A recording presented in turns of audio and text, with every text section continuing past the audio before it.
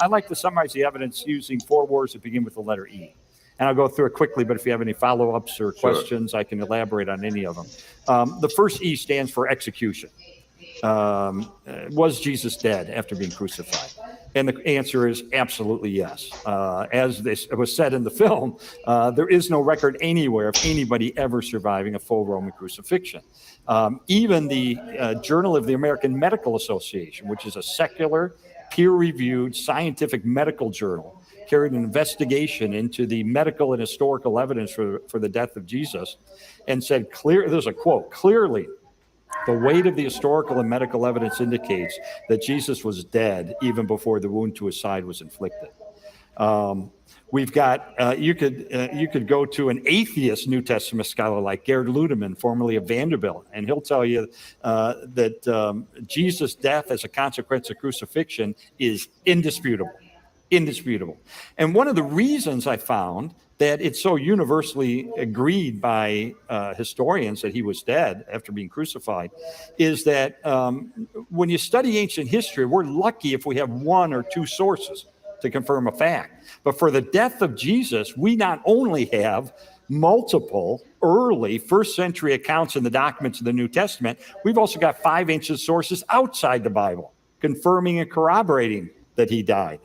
Josephus, first century Jewish historian who worked for the Romans, Tacitus, another early historian, Mirabar Serapion, Lucian, even the Jewish Talmud admits he was dead. So the first E is execution, Jesus was dead. Second E is the most interesting, stands for early. We have early accounts or early reports that Jesus rose from the dead. In other words, reports that go right back to the beginning. Why is that important?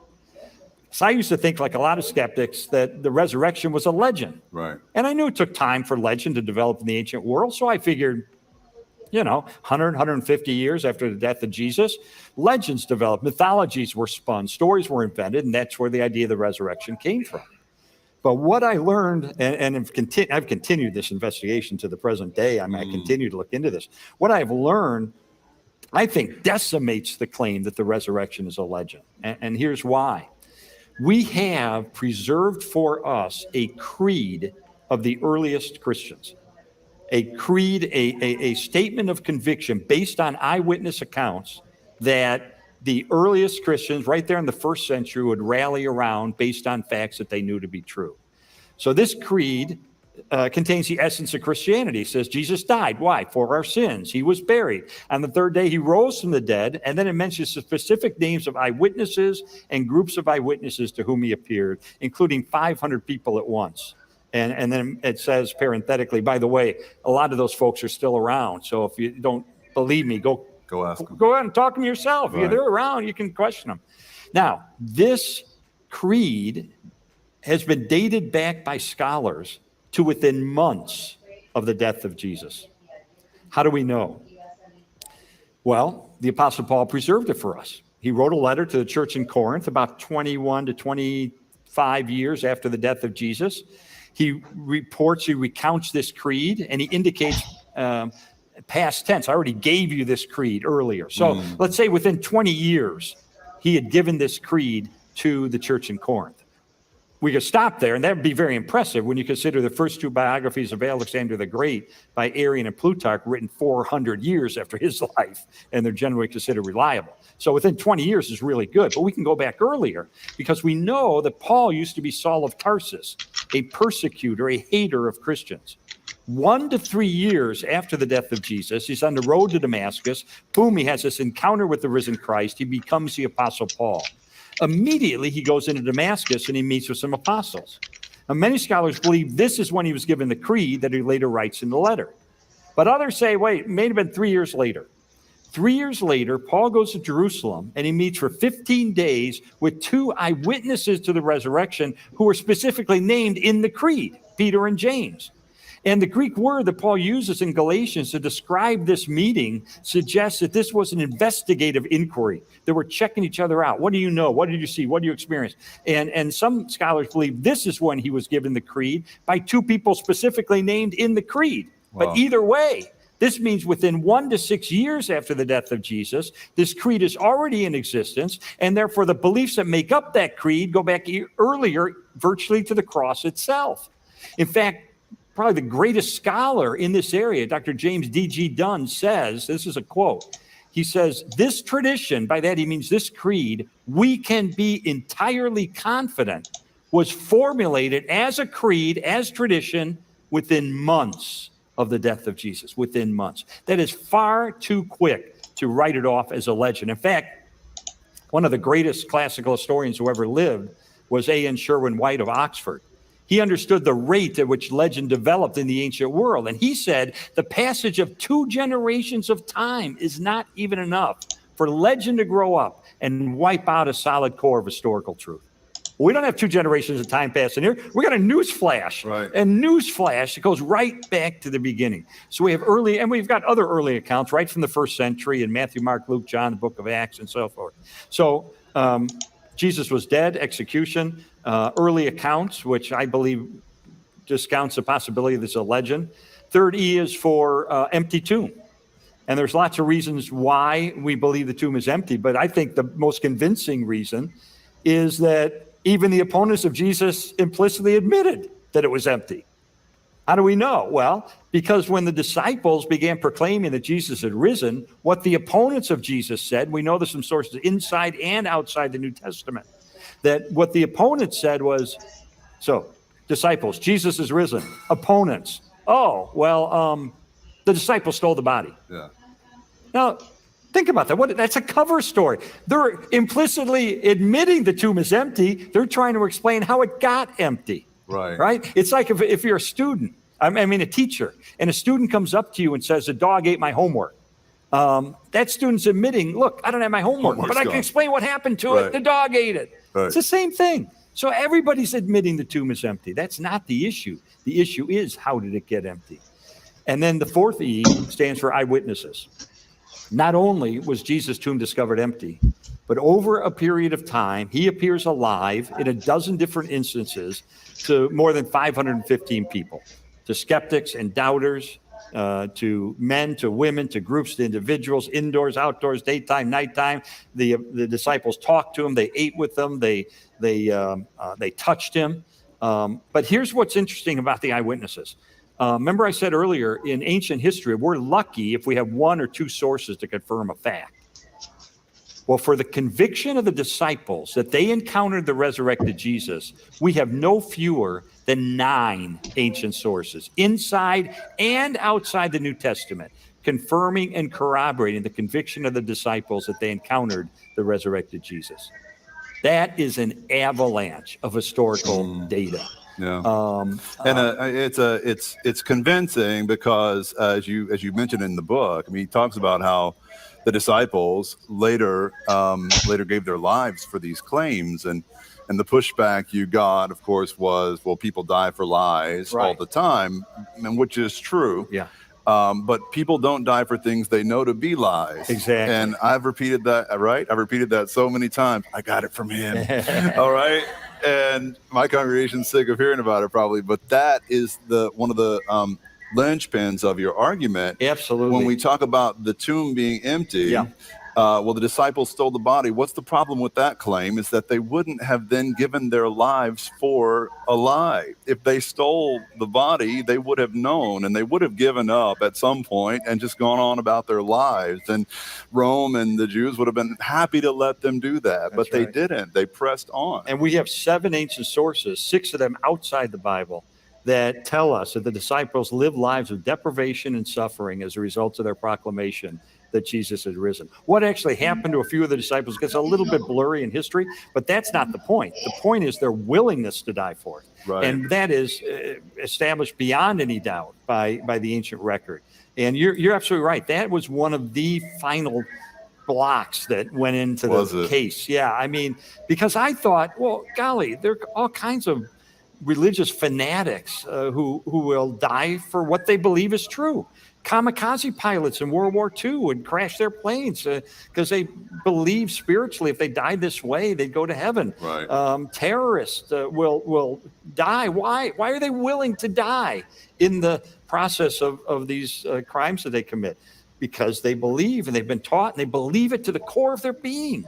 If they die this way, they'll go to heaven. But they can't know that for a fact. They just believe it. They were taught it and they believe it. The contrast is the disciples were in a unique position to know for a fact whether this is true or whether it's a lie. Right. They talked to the resurrected Jesus. They touched him. They ate with him. They knew the truth. And they had the empty tomb. And they had the empty tomb, which backs it up as well. So, Amazing. yeah, I think it's a very strong. Now, some people will say, and this is one of my counter arguments that I came up with. A couple of things. One was, well, wait a minute. They didn't bury crucifixion victims. They didn't bury execution victims back in the Roman times. They would throw their bodies in a pit to be eaten by the dogs, or they'd leave them on the cross to be eaten by the birds. So of course Jesus' tomb was empty. He wasn't in it in the first place. I thought, yeah, what about that? And then I looked into it, and what did I find? The Roman Digesta, which is a summary of law and procedure from the Roman Empire, specifically does allow for bodies of execution victims to be turned over for burial. Number two, several years ago, well, probably back in the early 90s, they discovered the body of a buried crucifixion victim. He still had the spike through his heel bone and a piece of the olive wood attached. And so he had been buried. So certainly some were buried. And then just recently, within the last year, they uncovered another crucifixion victim who had been buried. Again, with the evidence of the crucifixion reflected in the bones. So some indeed were buried. Yeah. So that kind of shoots that down. The other argument that I bought for a while was that these were visions or hallucinations, that the disciples didn't really encounter Jesus, they hallucinated. Okay. And it's interesting that one of the most famous atheist New Testament scholars, Gerd Ludemann, said that it is certain, historically, this is virtually a quote, he said, "It is historically certain that Peter and the other disciples had experiences after Jesus' death in which Jesus appeared to them as the risen Christ." Wow. That's the atheist talking. Well, why is he still an atheist? Because he believes these were visions. These were hallucinations. So I'm a journalist. I check things out. So I went to an expert on the human mind, PhD in psychology, professor of psychology for 20 years at a major Midwestern university, written over 20 or 30 books on psychology. He was a president of a national association of psychologists. Wow. And I laid out all the historical data, and I said, now, Dr. Collins, wouldn't you admit to me these disciples didn't encounter the resurrected Jesus? They just had hallucinations. And he looked at me and said, that's not possible. I said, well, you seem pretty sure of yourself. He said, I am. And he said, you got to understand something about the nature of hallucinations. Hallucinations are like dreams. They happen in individual minds. They don't spread like the common cold. It's not like you can wake your wife up in the middle of the night and say, honey, I'm having a dream about a vacation in Maui. Let's both go back to sleep. We'll have the same dream. We'll save all the airfare. We'll save all the hotel costs. I mean, it'd be great if we could do that, but why can't we do that?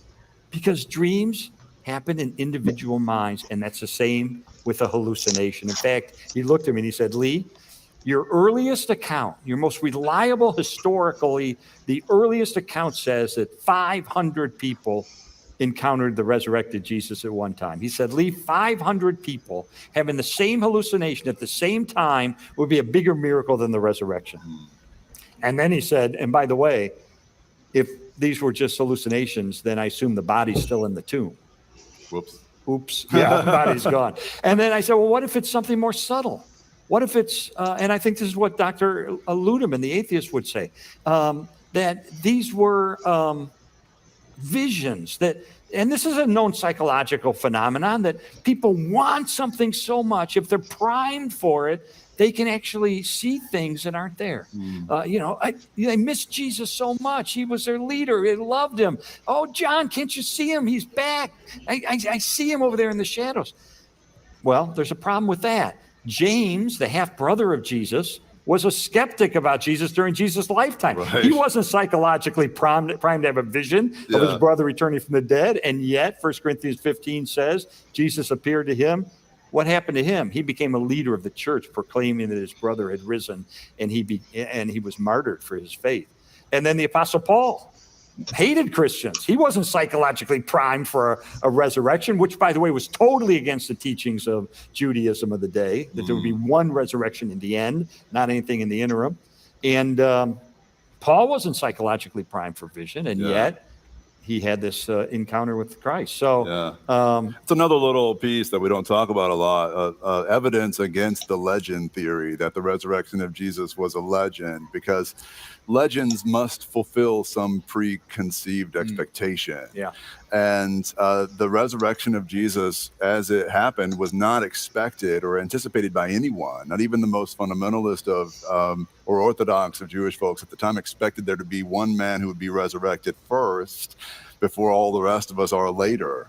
And so even the disciples haven't totally been trained shocking. They didn't expect it. They didn't even know what was happening after he resurrected. Like, he's there in front of them, like a whole new body, like, hey guys, and they're like doubting him. As it says they worshiped him and some doubted at the same time. And Jesus is like, what else do I have to do to prove this to you guys? And that's another reason why we value doubting here. It's because, you know, it's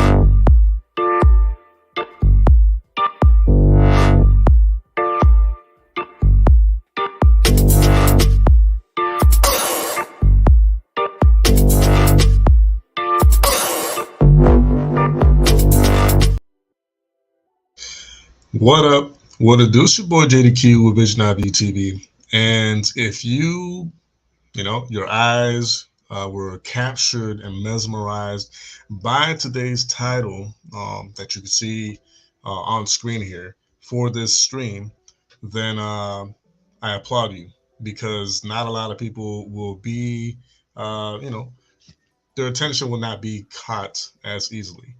And a day in the world that we live in, like nowadays, everybody is subjected to scrolling past videos, scrolling past streams, and just kind of like it. We live in a society where if it doesn't catch your attention right away from the gate, it's like it's not important. So the fact that the title caught your attention and you were drawn here, I promise you it will not be in vain. I promise I will get to the points that are typed into the title of today's stream. There's a reason why I started today's stream super early. Is there's a lot to unpack. I have a lot to cover. And it's, if I started at the usual time, 8-9 p.m., it's not enough time to cover every single thing that I want to cover in today's stream. So it is extremely important. I promise you, if you bear with me and stick around to the very end of the stream, it will be to your benefit and to the benefit of those around you, whether it be your family, your friends, your neighbors, your coworkers, whoever surrounds you. If you stay, you know, all the way through in today's stream, I promise you, there will be something to take away of importance.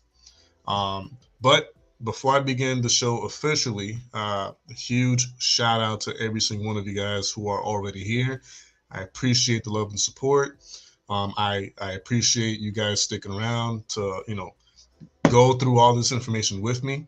I see Williams in here, and I know there's going to be a few other people in here that are usuals, and some that might be new to the channel, which is the reason why I'm actually going to reintroduce myself real quick, as briefly as I can, but at the same time as thoroughly as I can.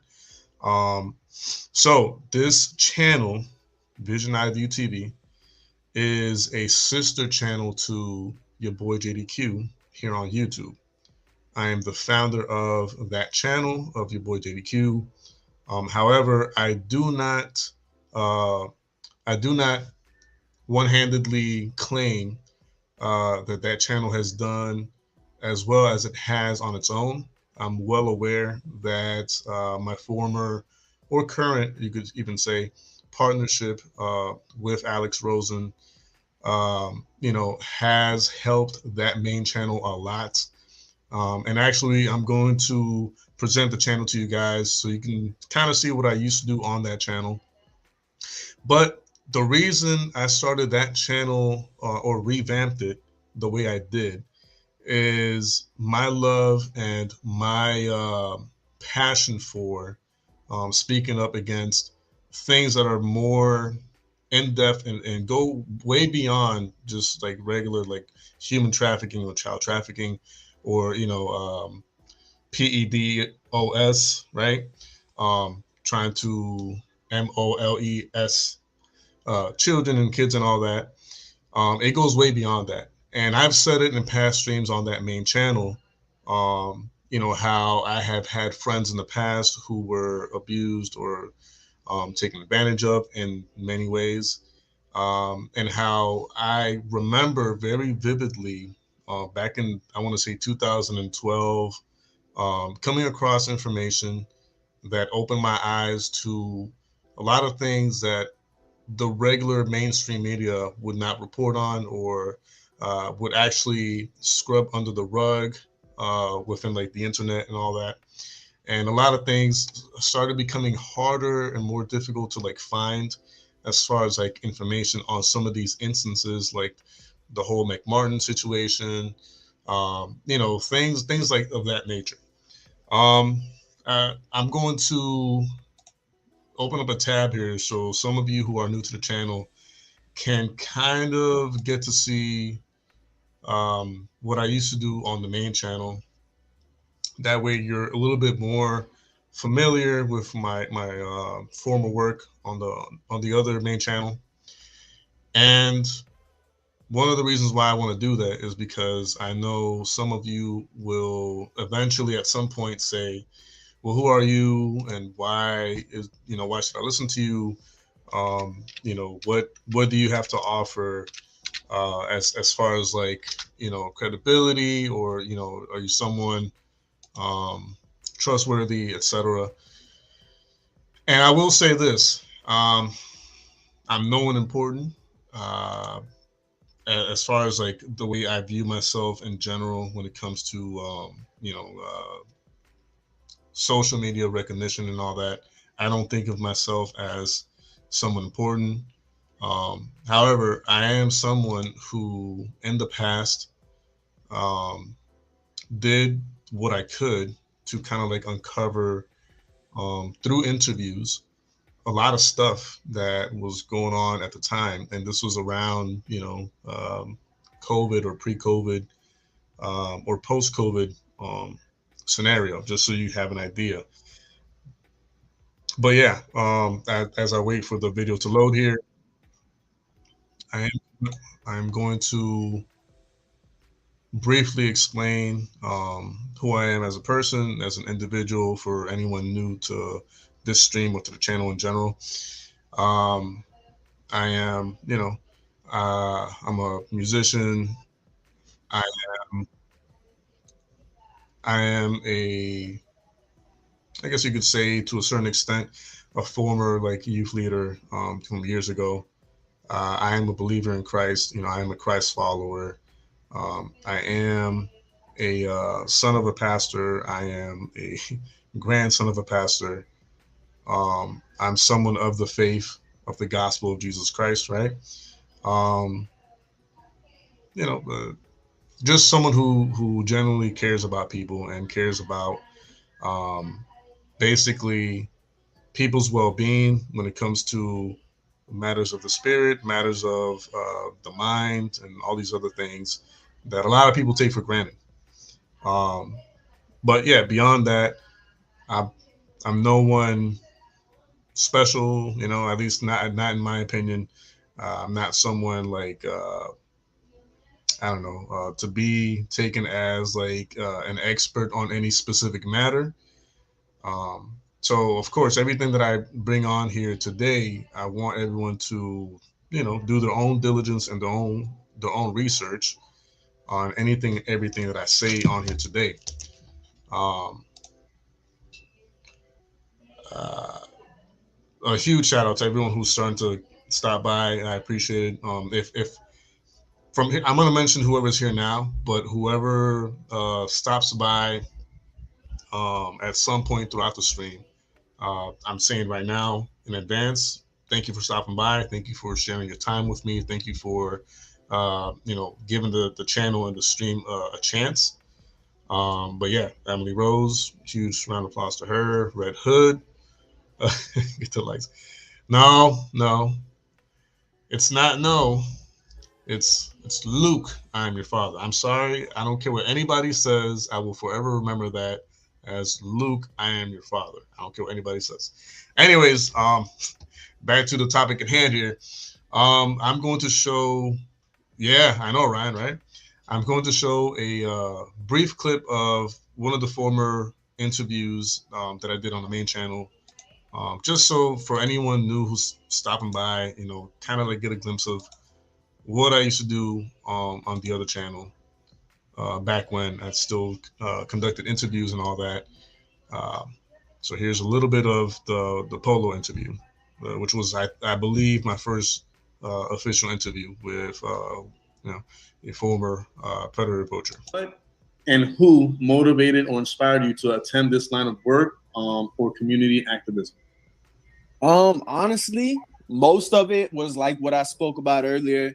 I dealt with a lot growing up, man. Like some people are they don't understand the seriousness behind actual sexual abuse, man. It will ruin you. It really will, and it won't ruin you. It'll ruin you when you're a kid. Don't get me wrong. It'll ruin you when you're a kid, but it'll really hit hard whenever you get in your 20s. It's gonna hit you like a bag of rocks, and you're not gonna know what it's about or anything like that. So that really motivated me to try and make a change, because this is an outlet for me. That's why I stay away from the negativity and the negative things people say about me. I kind of try to brush it off as much as possible because this is an outlet to me. I might not be making the difference that they want to see, but at the end of the day, I'm the one out here doing what I feel like is my civic duty. So I'm doing the difference that I want to see. And everything is a progress. You're not gonna just get it right on the first try.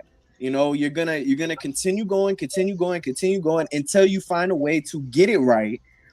And then you're gonna stick with that, But yeah, that, and of course, I watched like the videos growing up, Chris Hansen and stuff. I was waiting for you to say that. Right. I watched that stuff, but you know what? I never thought that I would be doing this type of stuff. I just one day I was like, you know what? I learned how to do this off of and it blows my mind because some people don't like know how to do this, and I understand that. But I basically learned how to do this on my own, like by watching just screenshots. A lot of the videos, they used to have the screenshots going and stuff like that. So I'm like, okay, what site was this? What texting app did they use? And I kind of use common sense to go with it through there. But yeah, of course, I used to watch Alex and stuff. I still do, but yeah, I was there. I wouldn't say like a fanboy or nothing like that, because I've seen some pretty. All right. So again, the reason why I brought just a random clip of an old interview from years back is just for some of you who might be new to this stream or the channel to kind of like get a glimpse of what I used to do back a few years. Conducting interviews with, predator catchers and all this other stuff. And yeah, I used to enjoy talking to the catchers and what motivated them and what inspired them for them to do what they did or do, and etc. But I've always said in the past, and you can go back and watch some of the old streams on that channel. Sometimes within the interviews, sometimes on just regular like chill streams. I would always say, even if these catchers who, they catch the predators and offenders and all that, even if they were to catch hundreds and thousands of these, offenders, in my opinion, they will never get to the bigger issue, and I'm about to get into that topic in a second. But point being, they will never completely unveil what is going on at its core. And y'all have to give me like time to process everything that I had to unfold and unpack here, because everything is in my mind and I know what I want to pull up and share with you guys, but it's tough to organize it in my mind and organize in what fashion and what order I'm going to present it to you for. But I will say this to start things off. I'll tell y'all right now, and I'll say this before I get into it.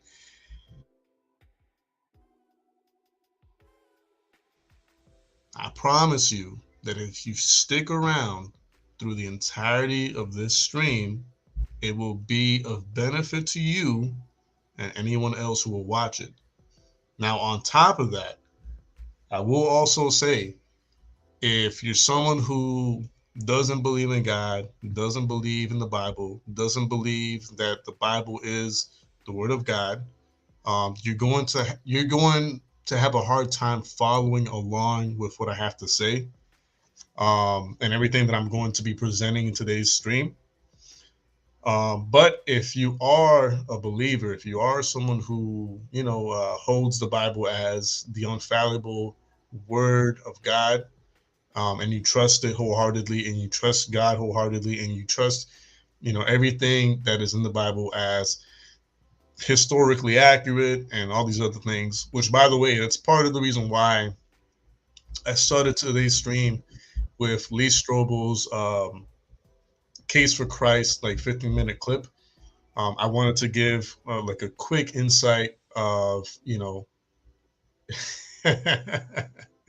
a quick insight of the veracity and the trustworthiness of the Bible as the Word of God, and the trustworthiness of Jesus Christ not only being a real historical figure, but being the Son of God Himself. That's kind of like the purpose and the reason why I rolled that clip before starting the show, just to kind of like give you guys a little bit of time to warm up to that whole information, right?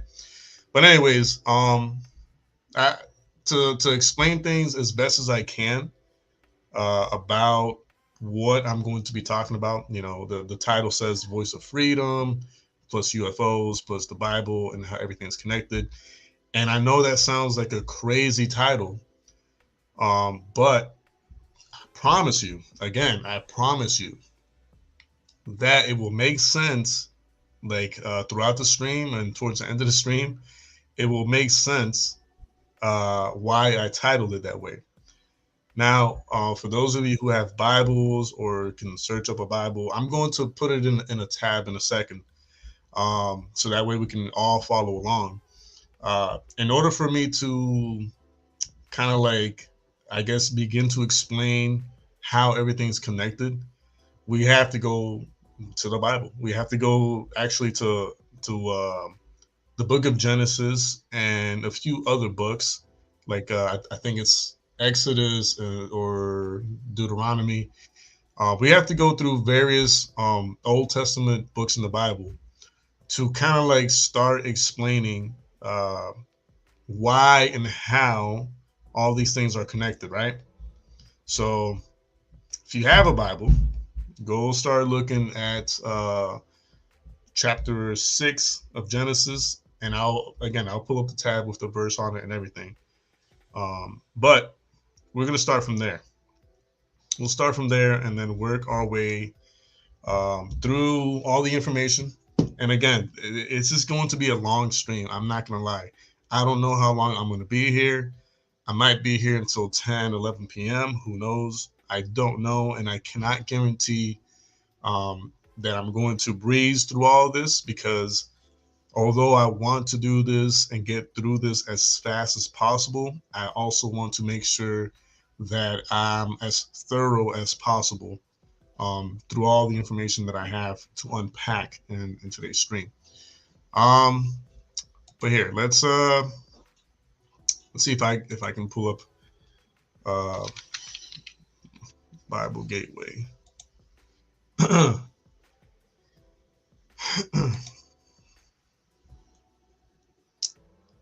Also, in advance, I'd like to thank anyone who is going to be here through the entirety of today's um, stream. I really do appreciate it, and it means a lot to me. I know it's not easy to stick around through the entirety of like the streams, especially if the person is letting you know in advance. It might take a few hours or whatever. But I'm going to continue to say it. I promise you.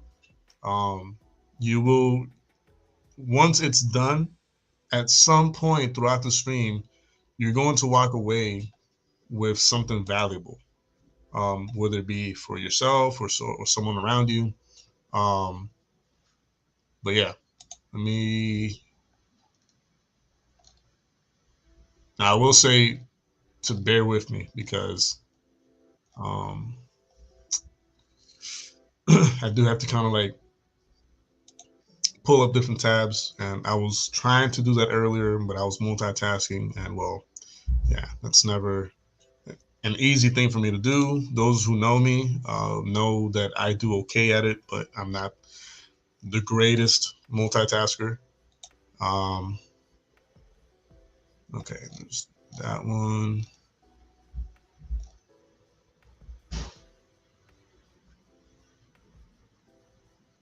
Okay, here we go.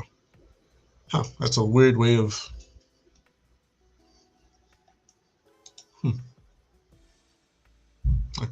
I like that idea, but at the same time it's a little weird. So it's like when you bring up Bible Gateway, the website, the way they kind of like organize like the books of the Bible and the chapters is a little interesting, like in a good way, but yeah, it's just different. Um, okay.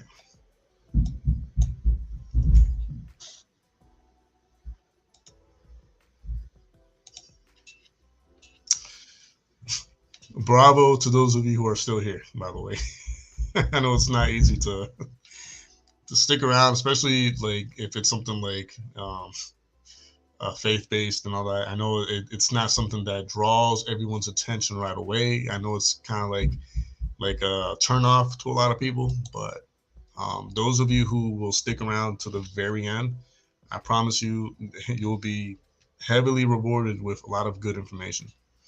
So first things first, like I said, we need to go all the way back to the book of Genesis, and it would be Genesis chapter 3 first, and then we'll go to chapter 6. But for now, we're going to focus on Genesis chapter 3. All right. Let me see if, just make sure that it's showing up correctly. Let's do it this way. No, let's do it like this. There we go. I don't know if y'all can see that, but just follow along with me. All right. Genesis chapter 3. I'm going to read it out loud. Don't worry about that. And I'm going to read as fast as I can, but at the same time, I am going to stop wherever I feel like necessary. All right. So this is Genesis chapter 3, right? And it says, "Now the serpent was more subtle than any beast of the field which the Lord God had made. And he said unto the woman, Yeah, hath God said, Ye shall not eat of every tree of the garden? And the woman said unto the serpent, We may eat of the fruit of the trees of the garden. But of the fruit of the tree which is in the midst of the garden, God hath said, Ye shall not eat of it, neither shall ye touch it, lest ye die. And the serpent said unto the woman, Ye shall not surely die. For God doeth know that in the day ye eat thereof, then your eyes shall be opened, and ye shall be as gods, knowing good and evil. And when the woman saw that the tree was good for food, and that it was pleasant to the eyes, and the tree to be desired to make one wise, she took of the fruit thereof, and did eat, and gave also unto her husband with her, and he did eat. And the eyes of them both were opened, and they knew that they were naked, and they sewed fig leaves together and made themselves aprons. Um, and they heard the voice of the Lord God walking in the garden in the cool of the day. And Adam and his wife hid themselves from the presence of the Lord God amongst the trees of the garden. And the Lord God called unto Adam and said unto him, Where art thou? And he said, I heard thy voice in the garden, and I was afraid because I was naked, and I hid myself. And he said, Who told thee that thou wast naked? Hast thou eaten of the tree whereof I commanded thee that thou shouldest not eat? And the man said, The woman whom thou gavest to be with me, she gave me of the tree, and I did eat. And the Lord God said unto the woman, What is this that thou hast done? And the woman said, The serpent beguiled me, and I did eat. And the Lord God said unto the serpent, Because thou hast done this, thou art cursed above all cattle, and above every beast of the field. Upon thy belly shalt thou go, and thus shalt eat. Thou eat all days of the life.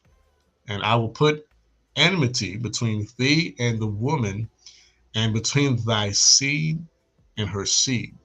It shall bruise thy head, and thou shalt bruise his heel. All right. We're going to stop right here on verse 15, and we're going to reread it. All right. Because I do want you guys to understand something real quick right here. So it says on verse 15, chapter 3 of Genesis, this is God speaking. And I will put enmity between thee and the woman, speaking of the serpent. So between the serpent and the woman. And I promise you, I will get to it in a second. And there's a reason why this is so important to study the Bible carefully and understand the context and understand, what's being said, and not just brush through it and take it as like a fairy tale. You have to take your time to carefully analyze it and study it. But it says, and I will put enmity between thee and the woman, and between thy seed and her seed. It shall bruise thy head, and thou shalt bruise his heel. Okay. Now, there's something to understand here. When God is talking about seeds, like there'll be enmity between the woman's seed and the serpent's seed, we're talking about DNA. We're talking about bloodlines. We're talking about, there's going to be enmity between mankind and anything to do with the devil and his genetic code and things of that nature, right? Now, we're going to cross over here to Genesis chapter 6. And all right, so this is Genesis chapter 6. Now, we already pretty much stated that the reason why God said what he said is he was basically saying there's going to be, y'all are going to be enemies, like mankind and pretty much demonic kind. There's going to be or enmity between you both. The bloodlines will be, continuously at war with each other. And there's more that involves in that verse, but like crash course version, that's what it implies and what it means. Now, if we go to Genesis chapter 6, it says, and it came to pass when man began to multiply on the face of the earth, and daughters were born unto them, that the sons of God saw the daughters of men, that they were fair, and they took them wives of all which they chose. And the Lord said, My spirit shall not always strive with man, for that he also is flesh. Yet his days shall be 120 years. There were giants in the earth in those days, and also after that. Let's read that again, because I know a lot of people, they read this part and they'll say, oh, like, yeah, there was giants at one point, but they got exterminated, and that was it. That was the end of it. No. Let's read that carefully again. There were giants in the earth in those days. Okay. What days? Which days is he talking about? It's talking about the beginning, the first 3 verses. And it came to pass when man began to multiply on the face of the earth, and daughters were born unto them, that the sons of God and fallen angelic beings, if you read the original Hebrew text, it's what it means. It's not talking about regular mankind. It's not talking about regular humans. It's talking about fallen angels. All right. Saw the daughters of men, that they were fair, and they took them wives of all which they chose. So it's already letting you know fallen angels were mating with human females. And the Lord said, my spirit shall not always strive with man, for that he also is flesh, yet his days shall be 120 years. And within the same passage, within the same verses, this is still all within the same context. There were giants in the earth in those days, and also after that, when the sons of God came in unto the daughters of men, and they bare children to them, the same became mighty men which were of old, men of renown. Verse 5, and God saw that the wickedness of man was great in the earth, and that every imagination of the thoughts of his heart was only evil continually. And it repented the Lord that he had made man on the earth, and it grieved him at his heart. And the Lord said, I will destroy man whom I have created from the face of the earth, both man and beast, and the creeping thing, and the fowls of the air, for it repenteth me that I have made them. All right, we're going to stop right there. There's more to the story. Of course, Noah comes in, and he found grace in the eyes of the Lord. Him and his family were saved through the flood, which, by the way, God gave mankind at that time. Before he flooded the earth, he gave mankind hundreds of years to repent and turn away from their ways and get onto the ark. It's not like he just flooded the world and that's it. All right? He took his time. He was patient enough to wait for Noah to preach, all right, about the flood and about everything that was going to happen. And still, mankind just decided to not believe it and not want to repent from their ways and a bunch of other stuff. Okay. All right. So let's see, just to make sure I don't skip over anything important here. Okay. The earth also was corrupt before God, and the earth was filled with violence. And God looked upon the earth, and behold, it was corrupt, for all flesh had corrupted his way upon the earth. And God said unto Noah, the end of all flesh is come before me, for the earth is filled with violence through them, and behold, I will destroy them with the earth. Then of course he gives Noah the directions on how to build the ark and all that. But anyways, so if you haven't read the historical story of Noah and the flood and all that, which by the way, different civilizations record the event, they put their own spin on it because it's just so much to unpack, yo. And this is exactly why I wanted to take my time to kind of prep myself a little bit. But this stream is going to be half prepped and half off the cuff. But I do trust God, and whatever and everything I'm going to be sharing still will make sense regardless. But anyways, so 2 things we already saw. All right, we saw how God was already prophesizing how there would be enmity between the bloodline of mankind and the bloodline of the fallen angels, right from the get-go. Genesis chapter 6, God decides to flood the earth because of continuous violence, and he saw and knew that mankind was headed to just worse and worse and worse. All right. And on top of that, the bloodlines were getting mixed. So a lot of people when they look at the story of Noah and the flood, they're like, oh, how could God do that? How could God kill all those people? Two things. He didn't do it right away. He gave people plenty of time to repent from their ways. And number two, once the fallen angels had mated with mankind, the DNA was not pure anymore. The DNA was faulty. The DNA was not redeemable, if that makes sense.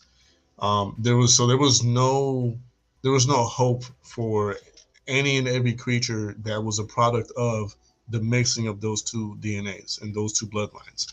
So in order to start like brand new, with the only people that remain pure, um, and still wanted to do things God's way, which was just Noah and his family, he had to do what he did.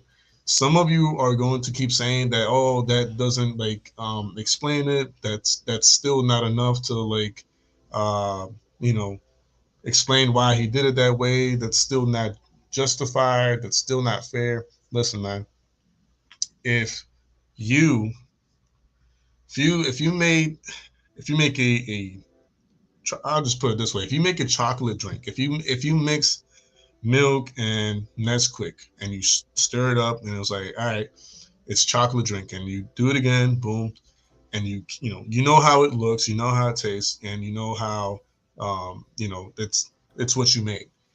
But the moment you do the same thing and an anomaly forms and is like something creeps up that shouldn't be there, that that shouldn't be there, and it's kind of like, it's, for a fact it's not your typical usual chocolate milk that you always make. And what do? You're gonna throw it out and make it how you know it's supposed to be. I know that's like an oversimplification of what happened, but you know what I'm saying? Again, crash course scenario and explanation, that's pretty much in a way like what happened. Like something spawned that shouldn't spawn out of mankind, and there was no redemption for that bloodline, because it wasn't your typical human being, and it wasn't your typical angel. I'm talking about Nephilim and giants and monstrosities, angels mating with animals, people mating with animals, uh, Nephilim mating with animals and creating all these like hybrid creatures, monsters, you name it. So yeah, I'm sorry that God wanted to wipe what shouldn't have existed in the first place off the face of the earth and start brand new. I'm sorry that he wanted to prevent any further anomalies and suffering and killings that was going to keep happening to regular human beings because of the product of Nephilim and all these other stuff that was going on. If that still doesn't make sense to you, I don't know what to tell you.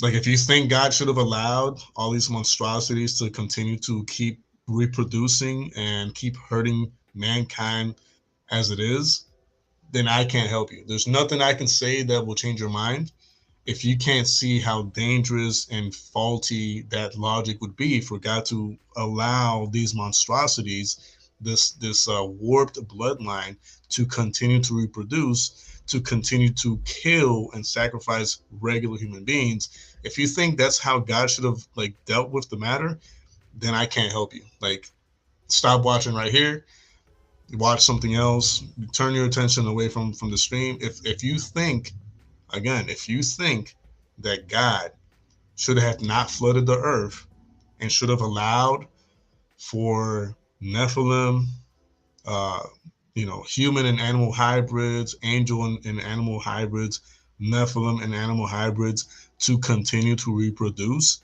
and to continue to kill off regular human beings and children and babies and all this other stuff that was going on.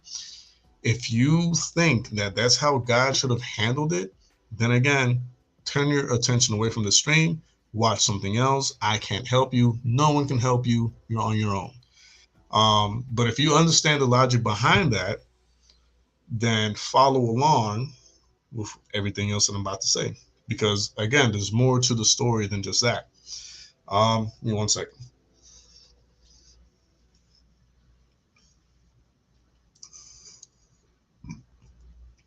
By the way, I'm just drinking Mata India. For those of you who know, you know. Oh man, so much to talk, so much to unpack here.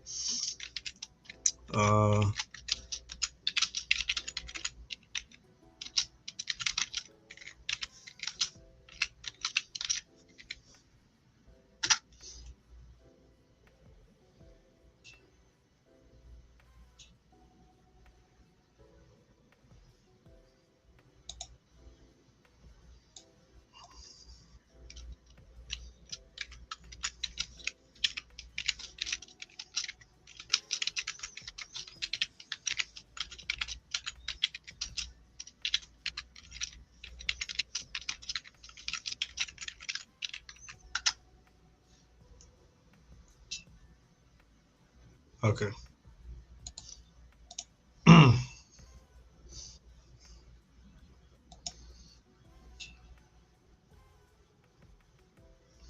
So let me just make sure. I know there's like a few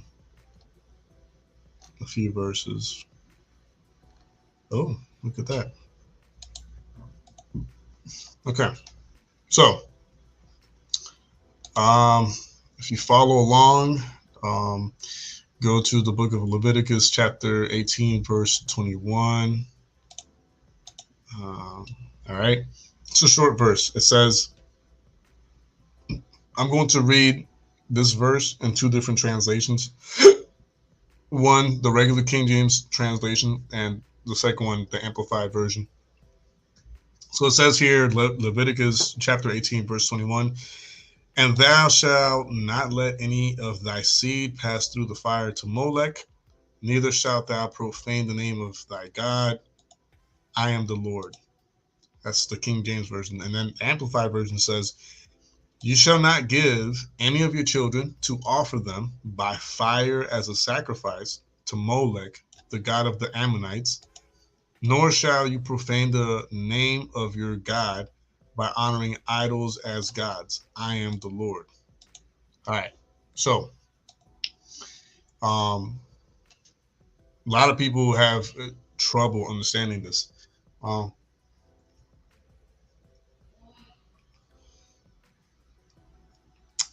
God is the biggest protector of children. God is the biggest defender of children. God is the biggest advocate for children's safety, kids' safety. He is giving a command. He's giving a warning. He's giving a direct, like, I can't really find another word other than command, because that's what it is, to his people, okay, the Israelites, to not pass their children as a sacrifice to a lower G God, right? And there is apparently different verses in the Bible,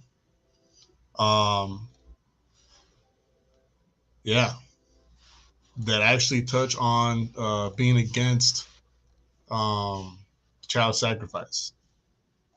And I'll read a few of them. There's a few here I want to touch just very quickly. But it's something very simple. Like, I mean, God himself, if God himself is telling you, warning you, and commanding you, like, not to sacrifice your children, all right? And it's actually in that chapter, if I'm not mistaken, it's one of like the biggest warnings. Like, there's a reason behind that, because within the world of mysticism and witchcraft and magic and all that,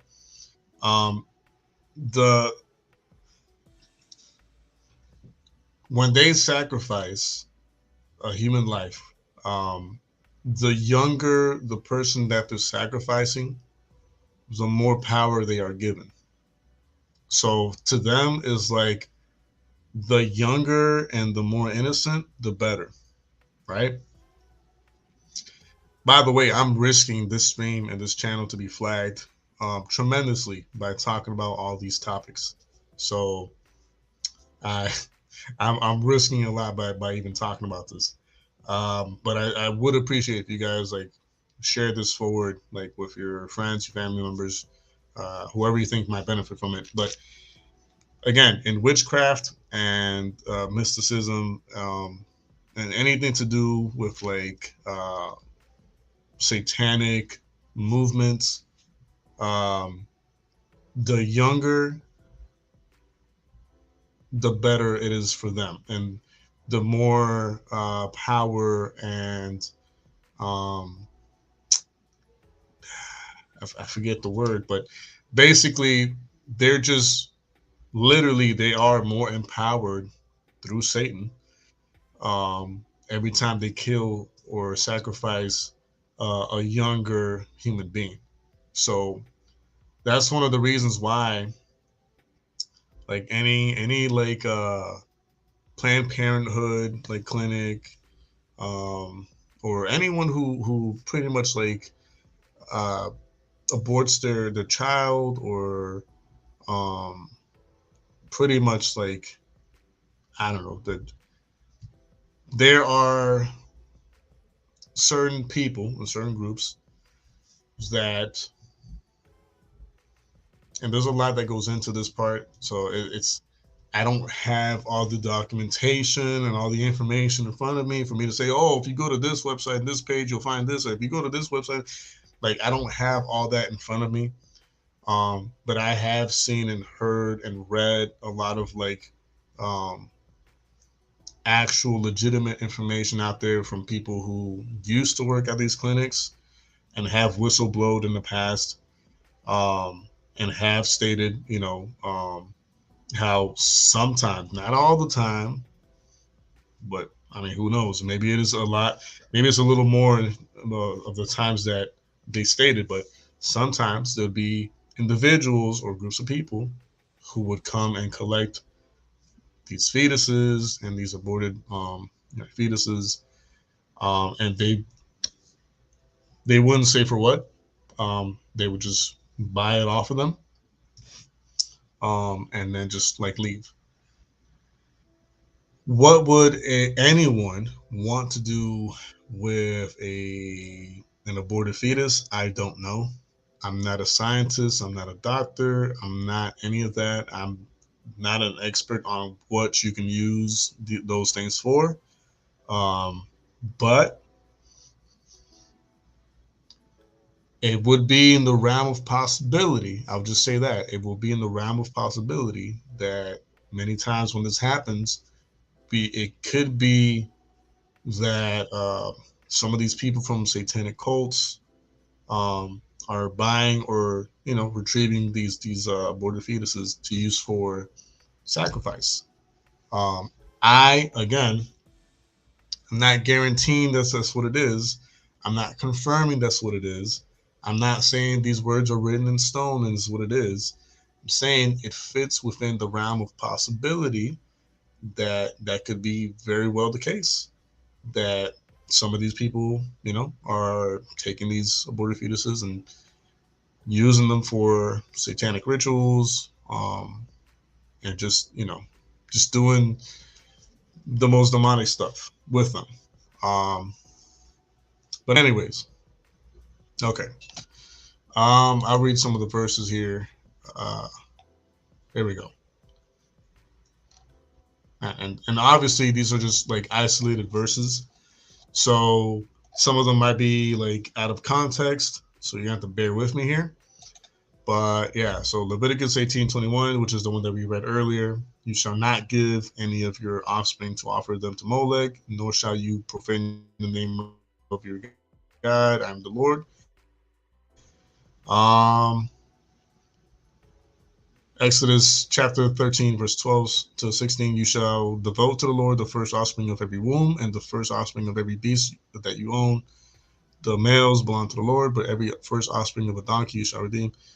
That's not the one I wanted. Okay, here we go. This is the one I was thinking of earlier. Deuteronomy chapter 18, verse 10. There shall not be found among you anyone who makes his son or his daughter pass through the fire, one who uses divination, one who practices witchcraft, or one who interprets omens, or a sorcerer.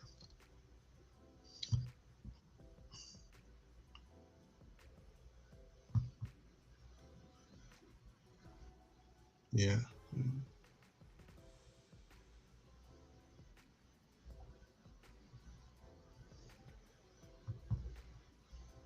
Wow. So many things that mankind has done, like like in rebellion towards God. And this is the other thing that I was going to say, and we'll continue on with my train of thought with the main topic here. But I will say, a lot of people like to argue and say, oh, well, if there is a God, then where is he like now, when all this stuff is going on, and there's people that are starving in third world countries, there's people who are being like molested, and people who are being like trafficked, and blah blah blah blah blah blah blah blah. And I'm like, it's very simple. It's very simple, at least for me, to explain. When mankind repeatedly, continuously, over and over and over again, throughout time, throughout history, throughout the ages, decades, centuries, years, months, continuously chooses to step away from God and pretty much like run away from God, this is the life that it is. Like when mankind continuously chooses to live their life as far away from God as possible, when mankind repeatedly, continuously decides to do their own thing, and when mankind continuously decides that they know better and they want to live their life as they please and do what they want and do it how they want without any repercussion, without any any actual legitimate circumstance, not circumstances, like without any repercussions, without any I mean, this is the life that it is.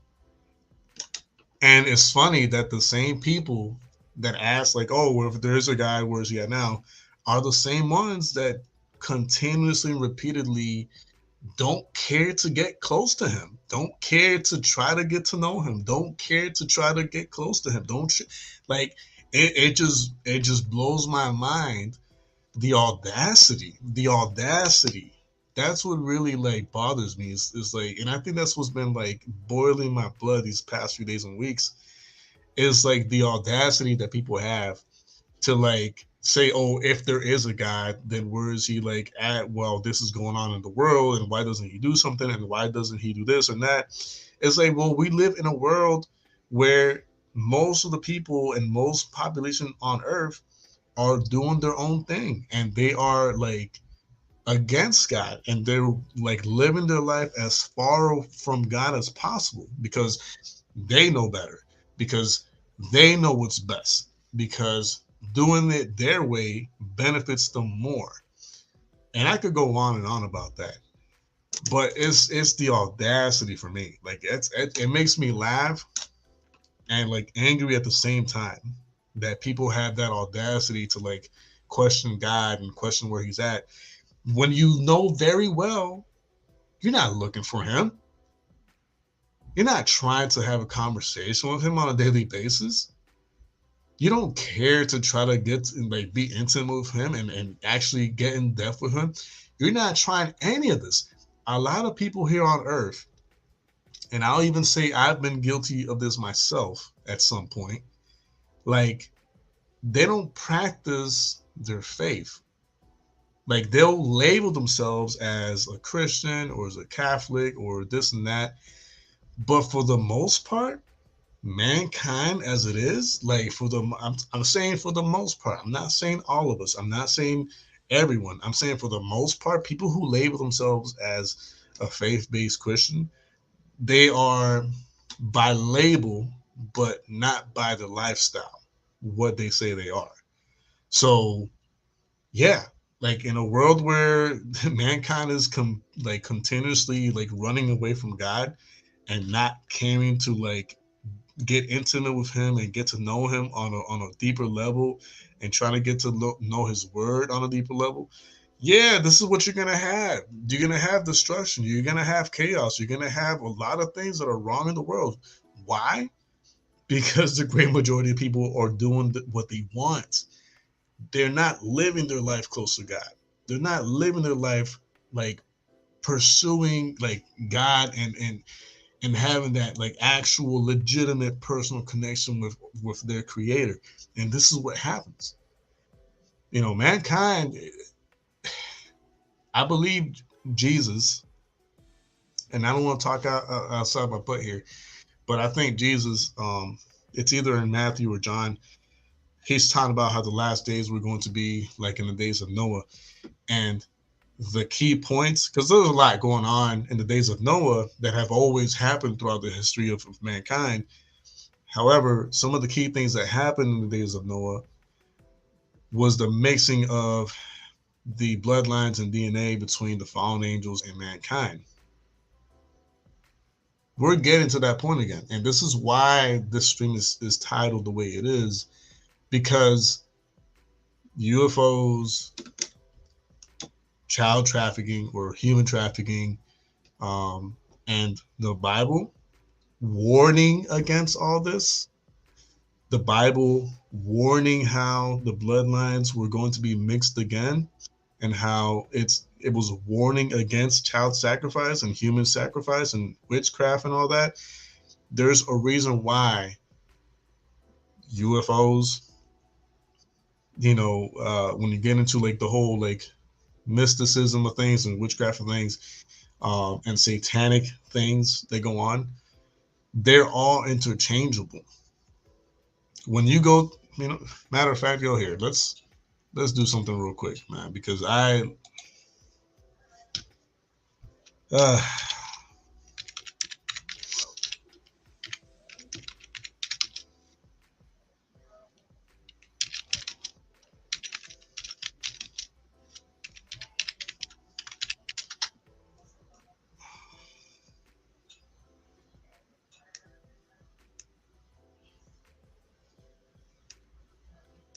let's see if I can,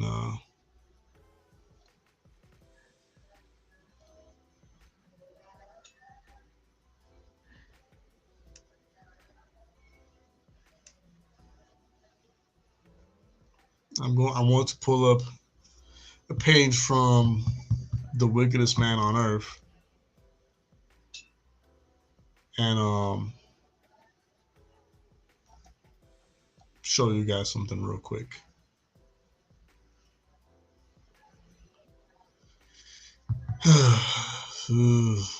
Let's see. I just want to make sure that whatever I pull up here is as legitimate as I can find it to be, and that's not easy to do nowadays.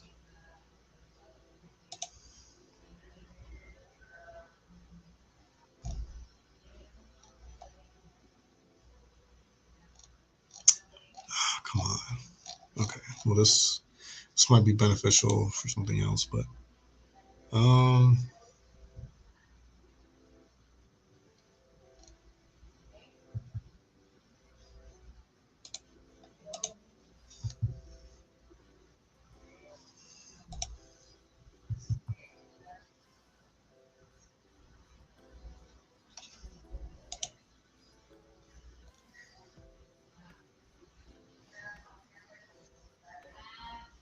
okay.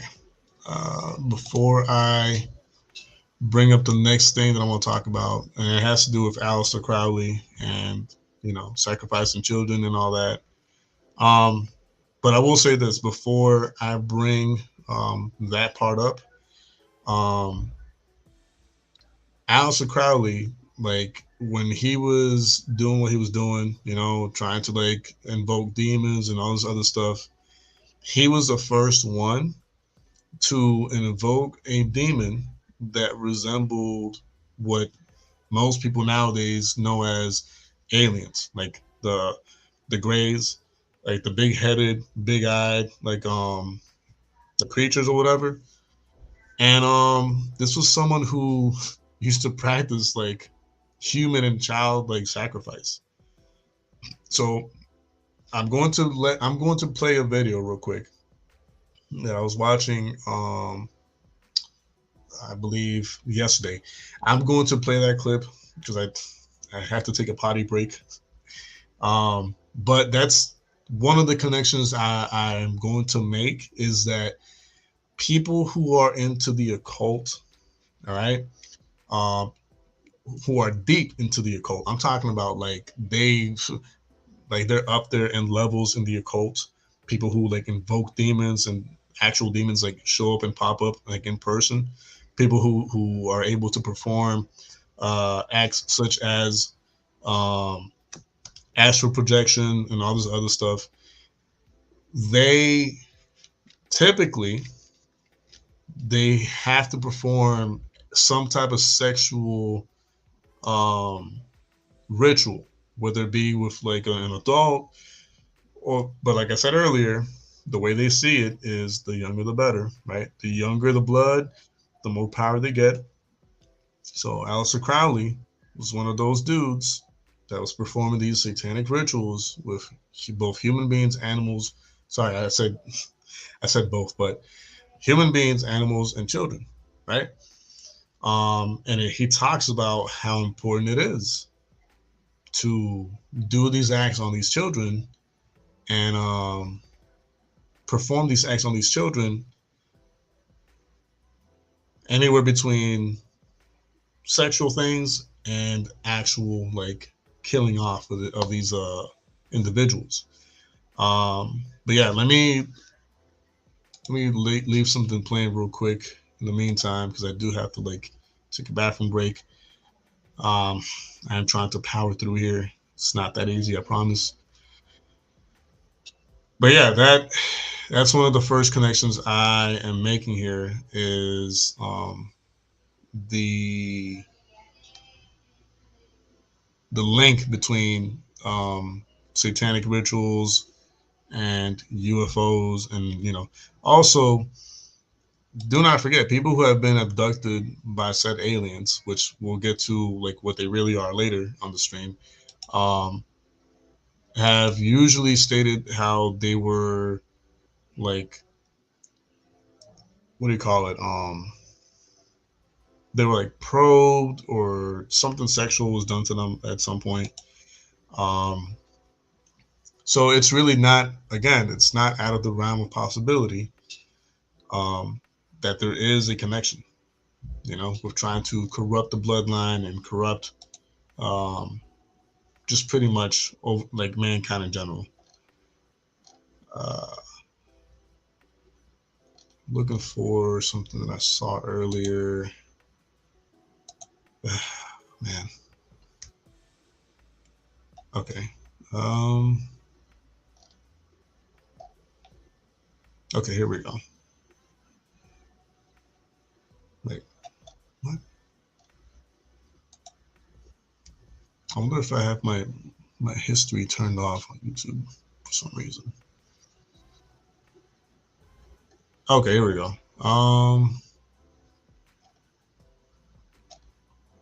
Which one do I show though?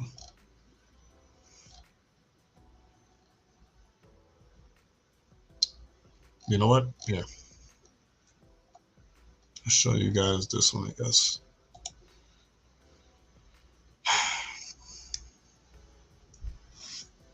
For those of you who are sticking around, I appreciate it. I know it's not easy, but hang tight. I think already thus far it's been worth it as it is, but I promise you it'll be even more worth it like as the stream continues. A lot of beneficial information that I do want to bring to the table.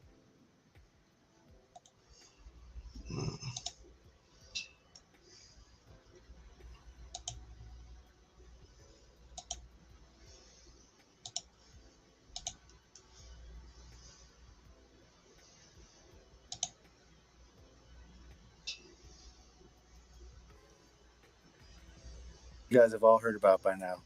He's claiming that the U.S. government is in possession of multiple UFOs or flying saucers.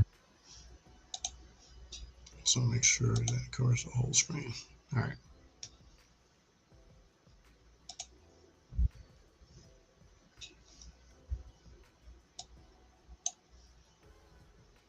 That are not from Earth.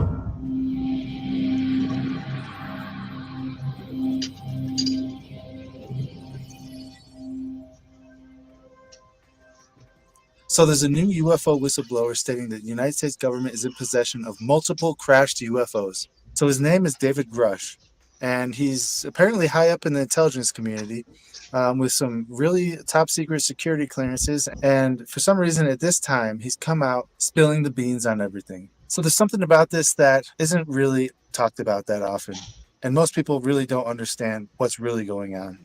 So here's the thing about David Grush, okay? Have you seen the show, The Secret of Skinwalker Ranch on the History Channel? Well, on that TV show, there is a guy who was head of the UAP task force, which was the government's own investigative committee on UAPs or UFOs. His name is Dr. Travis Taylor. Now, the thing about Dr. Travis Taylor is he is on the Skinwalker Ranch TV show, and I guess he's kind of a public face. However, the man still holds top secret, high-level security clearances, and he's only allowed to say certain things and disclose certain things about what's going on. Now, this information is from Dr. Travis Taylor's own mouth. And one of the behind-the-scenes episodes of The Secret of Skinwalker Ranch, you have to pay for it. It's not really on TV or anything, but what he said was that he actually worked with David Grush. He's his colleague. They're colleagues. They work together, and they're really good friends in real life. And then he stopped it right there and said that's all he can say about the matter, which is kind of crazy if you think about it, because here we are with Dr. Travis Taylor, one of the main faces investigating the phenomenon at Skinwalker Ranch, confirming David Grush's place in the UFO field, okay? Now, here's the thing. Dr. Travis Taylor, in my opinion, knows a lot more than he's saying. In my opinion, he knows exactly what's going on at Skinwalker Ranch. There's a lot of talk about alien bases or UFOs underground or interdimensional portals at Skinwalker Ranch. And I actually think there is a UFO that David Grush is talking about under the ground that was placed there thousands and thousands of years ago during what is now called in mainstream academia the Younger Dryas event, okay? The Younger Dryas event is what the Bible calls the flood of Noah, and what hundreds of other cultures call a worldwide flood. There was a worldwide flood that took out the world. We know about it from the Bible, but this is actually corroborated through science, and it's called the Younger Dryas event. Okay, so during this event, us Bible believers believe that the Lord God himself destroyed the world because of basically the infestation of fallen angels and UFOs and all this advanced technology on the earth that was actually extremely detrimental to human society because people were enslaved by these things. Now, if you want to look at it on the other side, this is the kingdom of Atlantis, okay? This is Atlantis. This is the Atlantean technology, which, is buried under the ground at Skinwalker Ranch. Okay, so just to make it clear, the Younger Dryas event or the flood of Noah or a global flood took out everything in the world. And while it was doing that, it destroyed countless UFOs, alien bases, fallen angel technology. All this stuff is buried under the ground right now. This is where the government was able to collect these UFO craft, okay? These UAPs, UFO, these flying saucer discs that they're in possession of, they come from this time, thousands of years ago.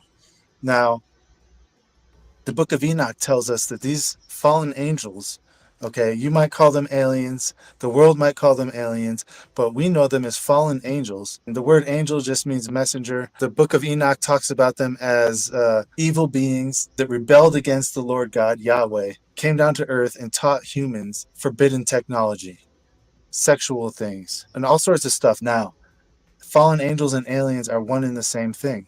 How do we know that? Well, the Bible talks about it. The Bible talks about how when God created the world, the angels sang for joy because the world was created. That means that these beings were outside of the creation of the world and they watched it be made. So by very definition, they are extraterrestrial beings, okay? So the definition of extraterrestrial is not coming from Earth. So if angels were around to watch the Earth be made and they rejoiced, well, how could they be terrestrial, right? So they're not from Earth. They're extraterrestrials.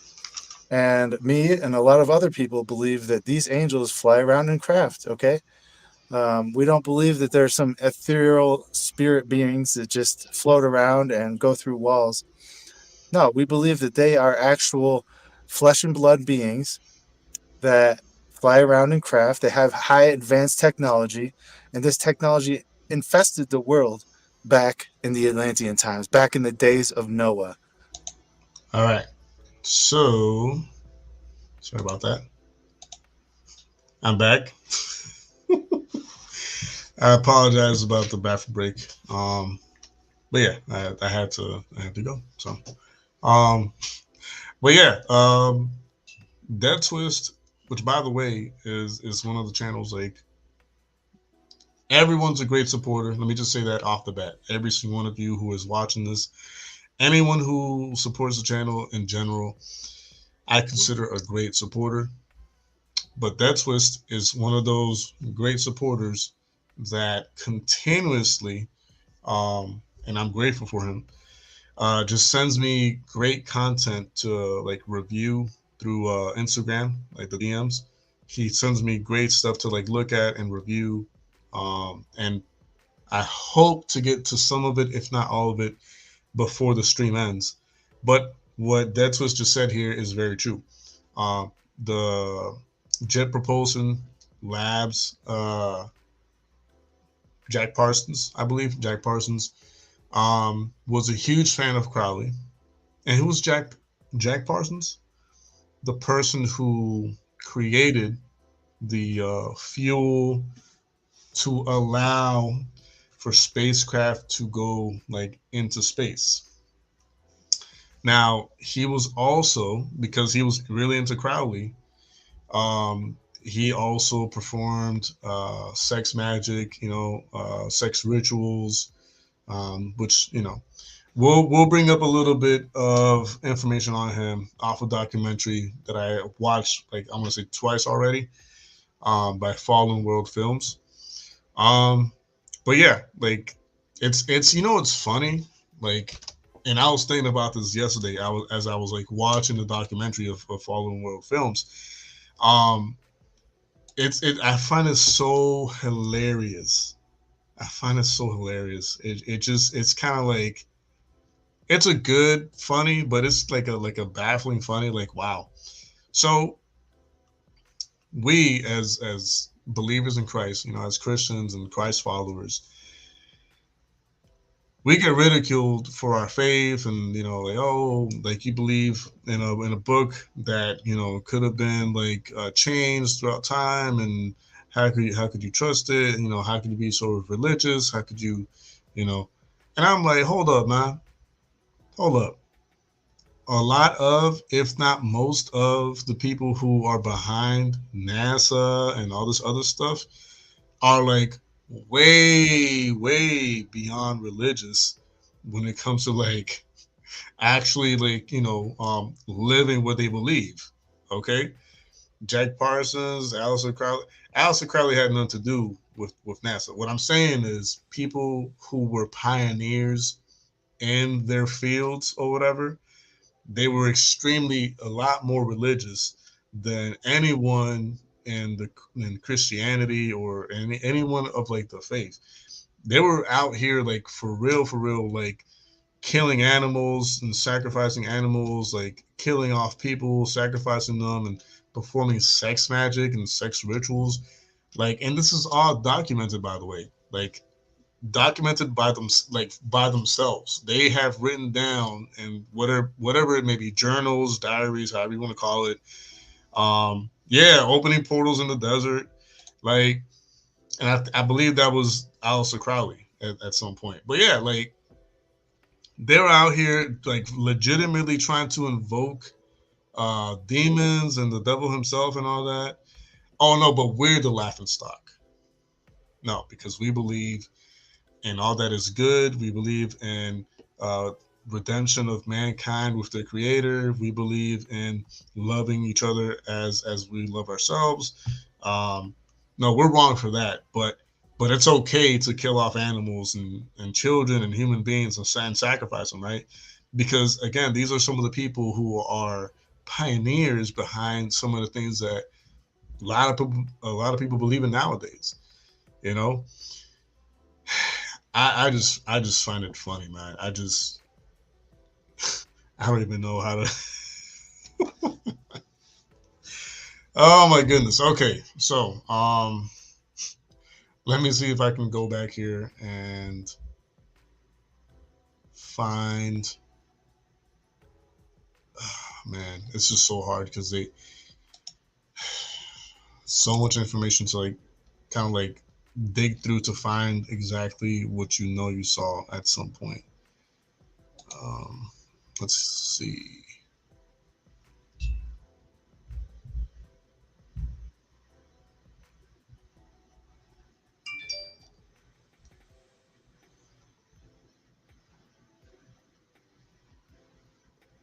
No.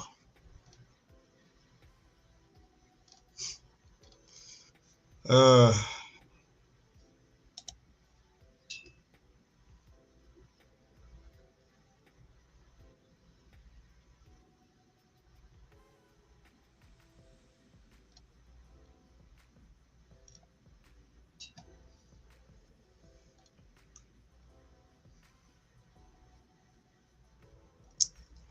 man, bear with me, guys. I know if I take too long to like search something up, my apologies in advance. Like as I said near the beginning of the stream, like it's not like I had absolutely everything opened up and like planned out. Um, so I do apologize.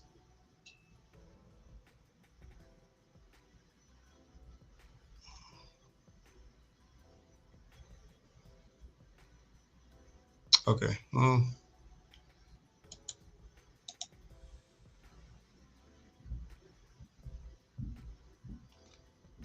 I think I found one that might help.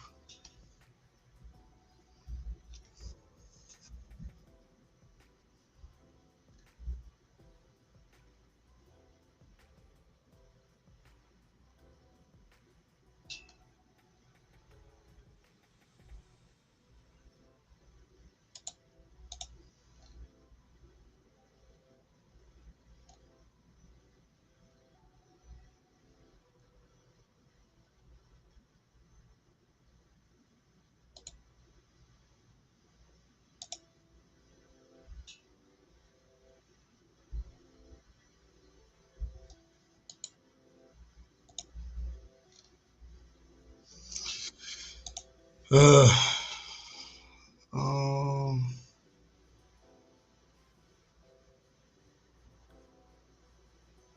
okay. Oh, we'll start from here, I guess, and hopefully get to the actual page that I saw at some point years back. So this is straight up like a portion of his book, okay, by Alistair Crowley. Magic with a K, like Magick by Alistair Crowley. A male child of perfect innocence and high intelligence is the most satisfactory and suitable victim. Um, using sacrifice as a dysphemism for the M word and liber. I wonder if I open this one, I can actually see the full page. Nah, can't see the full page.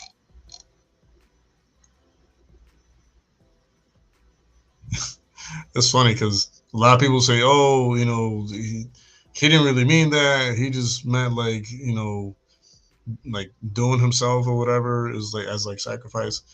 But it's like part one of his book is mysticism. Part two is magic elementary theory. Part three is magic in theory and practice. And then part four is the law.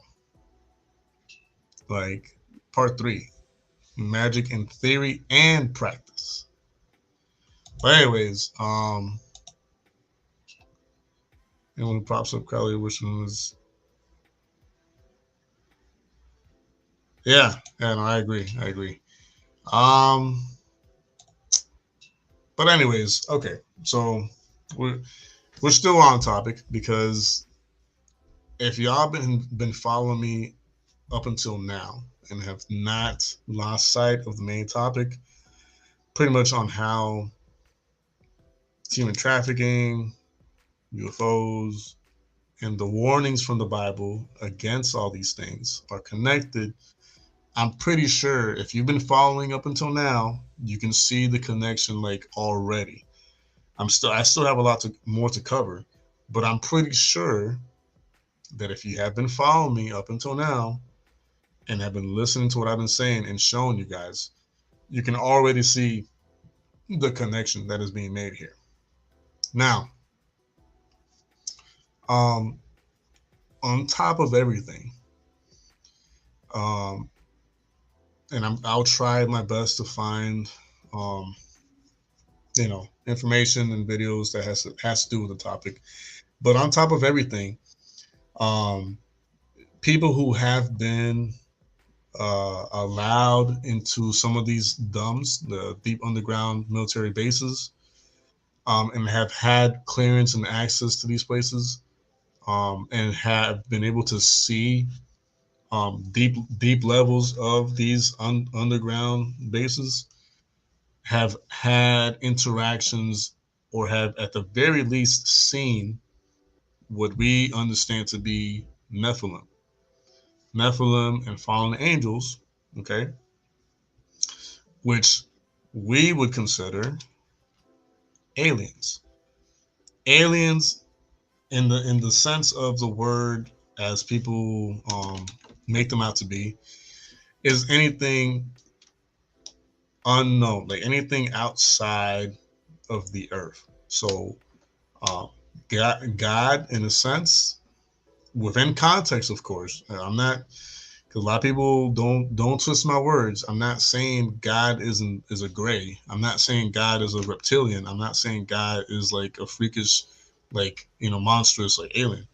What I'm saying is, within the context of what an alien is, and by definition, by literal definition, is, well, to be more specific, extraterrestrial is any creature or anything that is not of this earth. Anything outside of this earth is considered, technically, by definition, extraterrestrial or an alien. Well, yeah, no, so that's part of what I was going to get at, is like these Nephilim and fallen angels that have been witnessed to be in these deep underground military bases, it would make sense.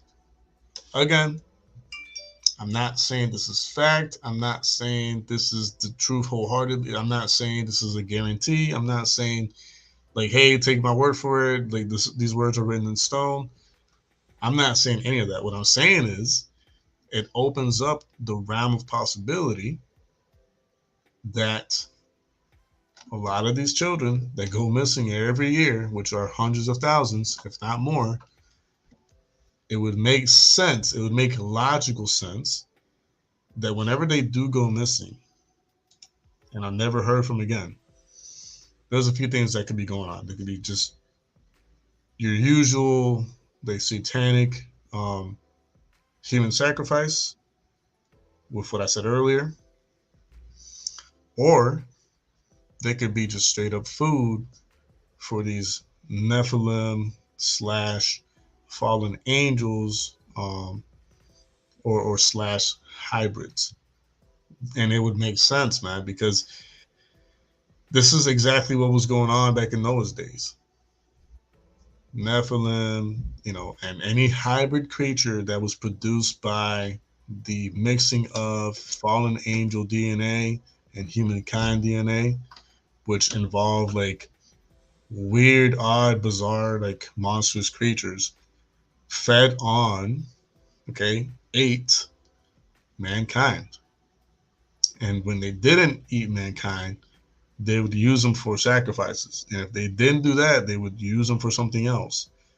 And so, you know, it's it's within the realm of possibility that that could be something that might be going on.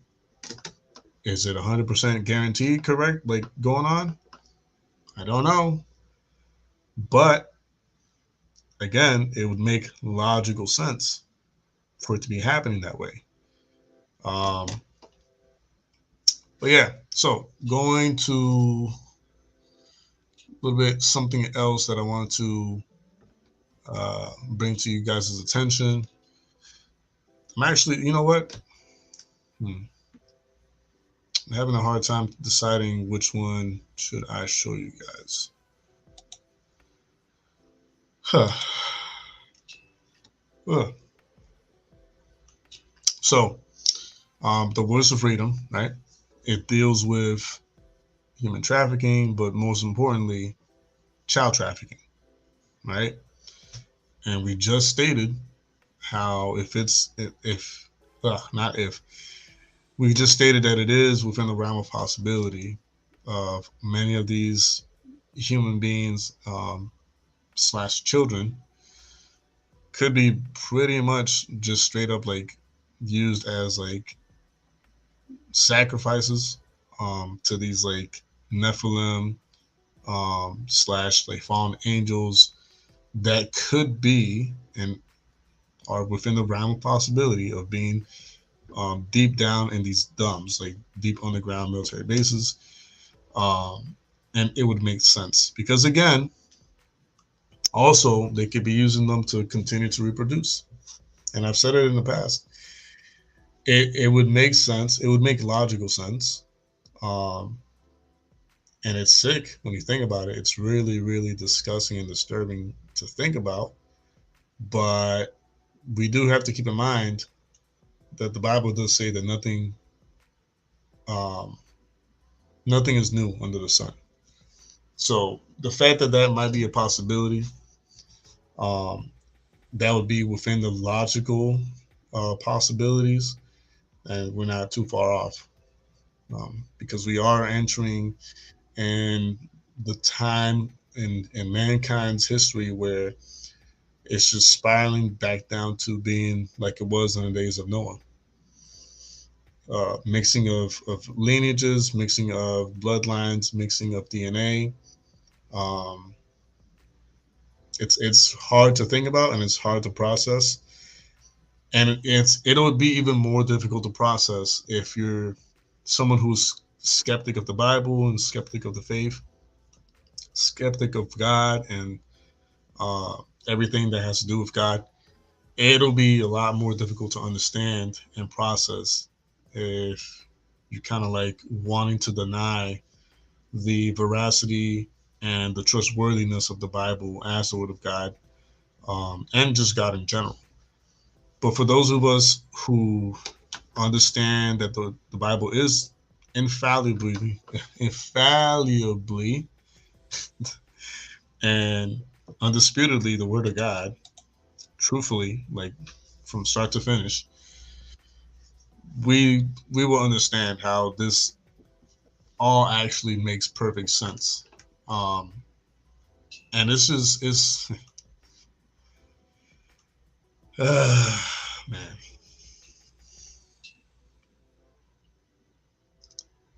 this will continue to happen.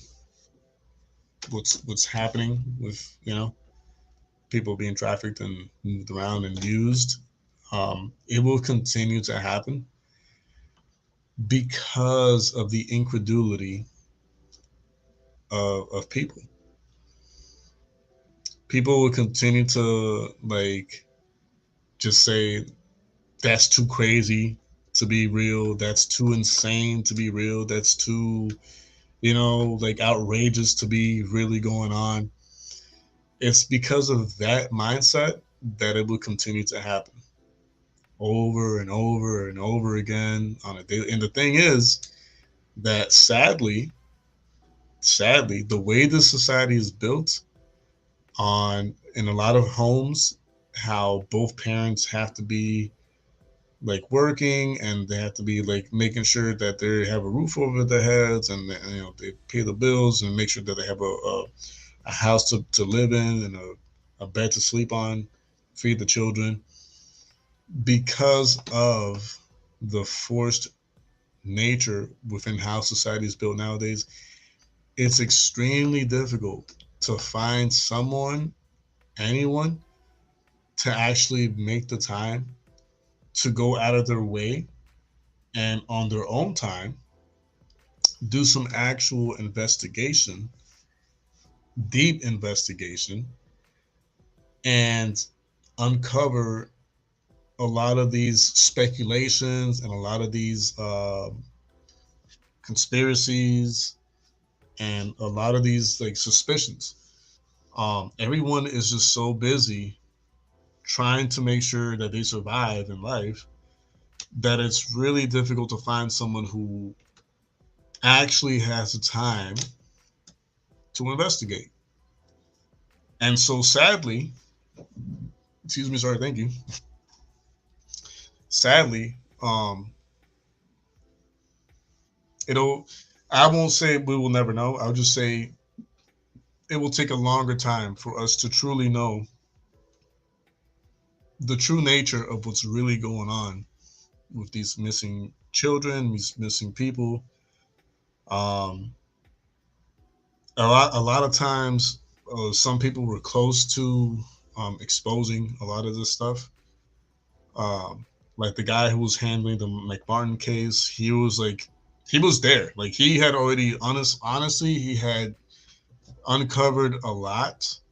But of course, the investigation gets like swept under the rug. He's not allowed to go any further than what he did. You know, they make it out to be like I don't know. It was like disproven for whatever reason, even though that he found a bunch of evidence like under the nursery or child care or whatever. Um, I think he was one of the first ones to actually uh, talk about the tunnel system, the underground like tunnel system that was like found. Um, but again, because of a lot of people not wanting to believe and thinking that it's like far fetched and thinking that it's just too sensationalized to be what some of us make it out to be, is the same reason that people are going to continue to get trafficked, especially children. Um, People are going to continue to be sacrificed, especially children. Um, and it's sad because if people were to wake up and say, let's put in some type of like work and investigation on this and like really dig deep, and I'm talking about a lot of people, if a lot of people like were able to like actually make the time to investigate thoroughly, this would they would be in trouble. I'll just put it to you that way. The people who were into this stuff would be in trouble, um, and it would be over. But people don't want to believe. People want to, because it's hard for them to comprehend that something like that is going on. It's hard for them to like understand how it's possible or why anyone would do a thing. Well, you want to know why they do it? It's because they are trying to bring forth, without them even knowing, biblical prophecy. And I say sometimes they don't even know, is because they, in their head, they just think it's a way of progress or a way of like being more evolved or being more just but in reality, by them doing what they're doing, sacrificing children, sacrificing human beings, sacrificing animals, doing ritual sacrifices, they are bringing forth what the Bible talks about um, how iron will mix with clay, right? I feel like there's also a connection with the whole um, the breeding of like these like children or whatever that you can kind of like artificially um, breed or whatever. Hold on, let me close some of this stuff. Well, let me close all of it. Some time ago, I want to say like months ago, I believe, or last year, there was this video on like this whole like matrix type place, like facility, where they have these tubes where you can kind of like um, basically make your own like baby, but you can kind of like mix and match to like make what you believe to be like the perfect specimen or whatever. It's kind of like mix and match. Like if you want them to have blue eyes or green eyes, or you want them to be white or brown or black, and you want them to have the potential to be this tall, and you want them to be, I feel like there is a correlation between that place, the dumbs, Nephilim, and fallen angels, which are UFOs. That's fallen angels and demons and Nephilim are just they're what people nowadays understand to be UFOs. They just don't know the connection because they don't. Again, they're probably someone who doesn't believe in the Bible, don't believe in God, don't believe in Scripture. But that's what they are. Like UFOs are just what I say, just like demons in disguise, basically. But yeah, I mean, again, not out of the realm of possibility. Um, yep, too many blatantly evil things going on at once. Baby pod farm. Oh, we've got our team member Gigo in the house. I don't know, Gigo. Let me know if you want to join the stream. I don't know how long I'm going to be here for though. It could be a few more minutes. It could be like an hour. It could be, you know.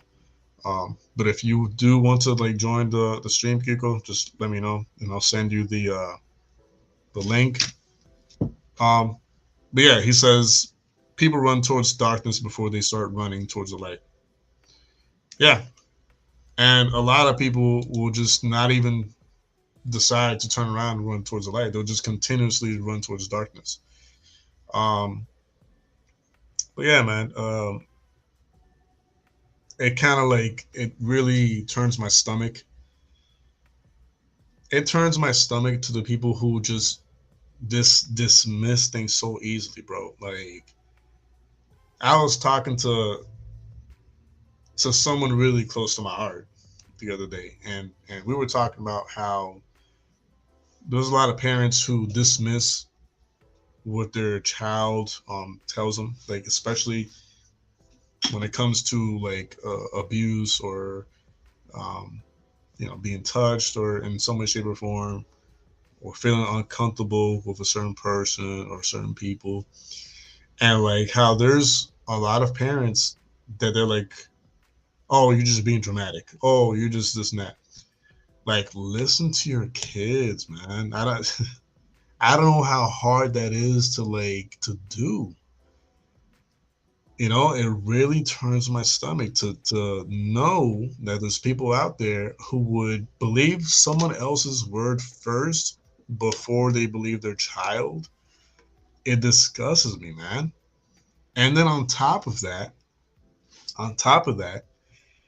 you know, when some of these kids come forward and they have these like what some people might believe to be outrageous stories or outrageous testimonies of like something happening and them being brought to a place and this and that, and let's say one of those kids comes forth and tells a story, um, and they tell someone else like I don't know, like a distant family member or like a family friend or whatever, like someone they trust, and they say, "Oh, that's insane." Like, are you serious? Is like, are you sure that really happened? Because that's outrageous. And it's like, I don't even know. I have no words because I know people. I know people. I'll even put myself as an example. I'll put my family as an example. I've talked with some of like family members in the past, and I've told them about some of the stories that I've like reports that I've read like online, um, and stories like the McMartin story. And some of the family members will be like, "Oh, it's just over sensationalized. Oh, that's too crazy for it to happen. Why wouldn't it be on the news? Why wouldn't it be on newspapers? That's too big of a story to keep under the rug. Oh, they're over exaggerating." The McMartin story is a really fascinating one because you know a lot of these kids that told their story didn't know each other, never seen each other before. They weren't friends. The families didn't know each other. A lot of the stories of the kids coincide, and they are perfectly like aligned with what each one of them saw and experienced. I'm sorry, a group of children that big will not have the mind or know what it is to conspire something that crazy. We're talking about 5 year olds, we're talking about 6 year olds, we're talking about 7 year olds, basically any child 10 and under, essentially. And the families who were traumatized have nothing to gain by speaking out and saying, you know what I'm saying, or testifying to some of these like stories and of what their children had told them. They don't have anything to gain. If anything, they knew in advance that they would be looked upon as crazy people. Do you know what I mean?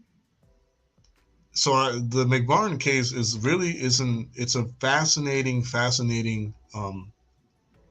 historical event that it's going to live on as one of the greatest examples.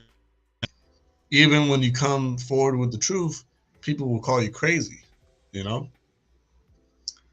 Emily says, I think it's because as a parent they feel like they fail to protect them, so they go into, oh, okay, you're talking about how parents don't believe the children. Okay, yeah, she says, I think it's because as a parent they feel like they fail to protect them, so they go into denial, but then their child continues to suffer because of it. Yep, yep, agreed. And it's sad though, but like, yo, just believe it. Like when it comes to your children, especially if you know you raise them right, and especially if you know you raise them to like, be honest and you know your kids, because everybody knows their own kids. They know if their kids are like, a little like they lie or whatever. But you know your kid. If you out of nowhere your kid comes to you and tells you and testifies that, hey, this happened to me, take the word for it first, deal with the issue, and then along the way, you know what I'm saying, if need be, look for like evidence and clues, sure, to substantiate the claims of your child, of course.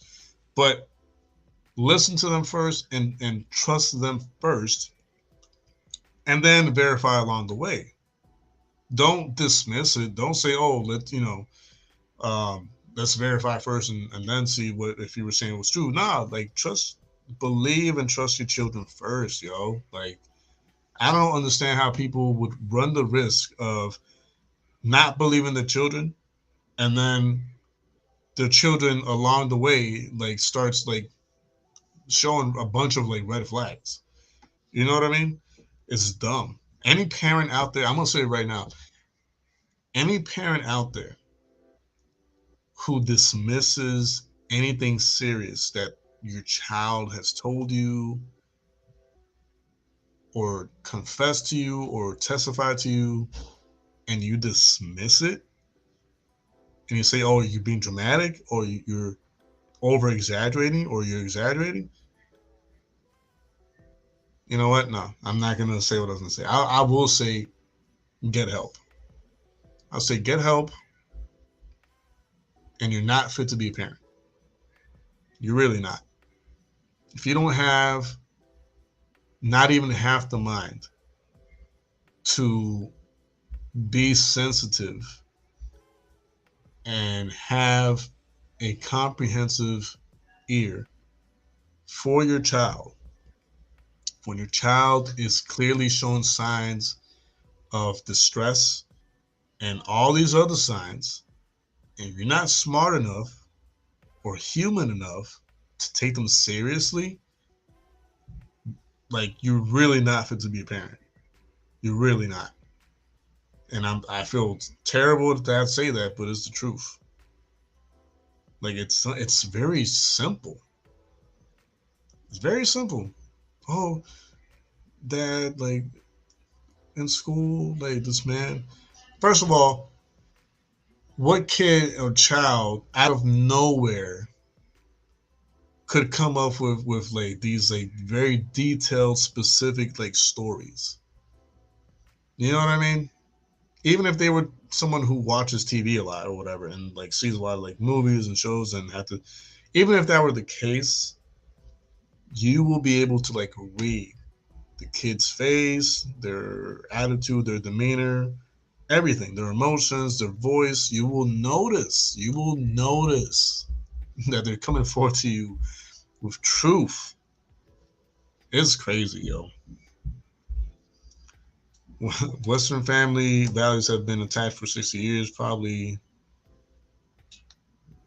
Yeah, through colleges, probably. Yeah, you're absolutely right. It's crazy, yo.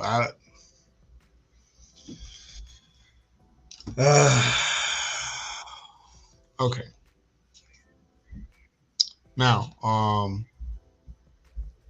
think for the most part, like I know there's a lot more that I probably want to cover on the stream, but for the sake of time, I'll do my best to like not overstay my welcome, but I will stay up until 7 p.m. But I really do hope that from everything that was said here and everything that was presented here, I really hope, y'all were able to take away something from this stream, whether it be information wise or whether it be, opening your eyes to possibilities. I really do hope that everyone here who was here from start to finish, or at some point, or even afterwards, is able to watch the stream, and like, I hope I was clear enough in making the connections that I made thus far. And if not, then I guess I'll try to do better next time. But I will say this, because I saw something. Oh, you know what? We will stick around for longer, because I do want to share some stuff that I saw that y'all shared with me, and yeah, I want to like share with everyone here. But I want to say yesterday or the day before yesterday, I was thinking about the movie, right? The Voice of Freedom. And something that really caught my attention, because I will say this, Hollywood, mainstream media, secular media, always work together, right? Along with the government, and these private organizations, right? They always work together, and they always show what they want to show, and they allow what they want to allow. But one thing that really caught my attention was like,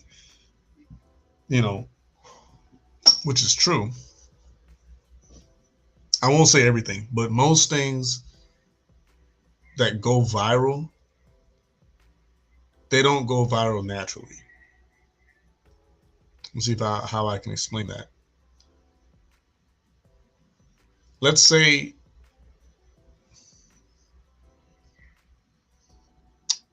trying to find the right way to say this.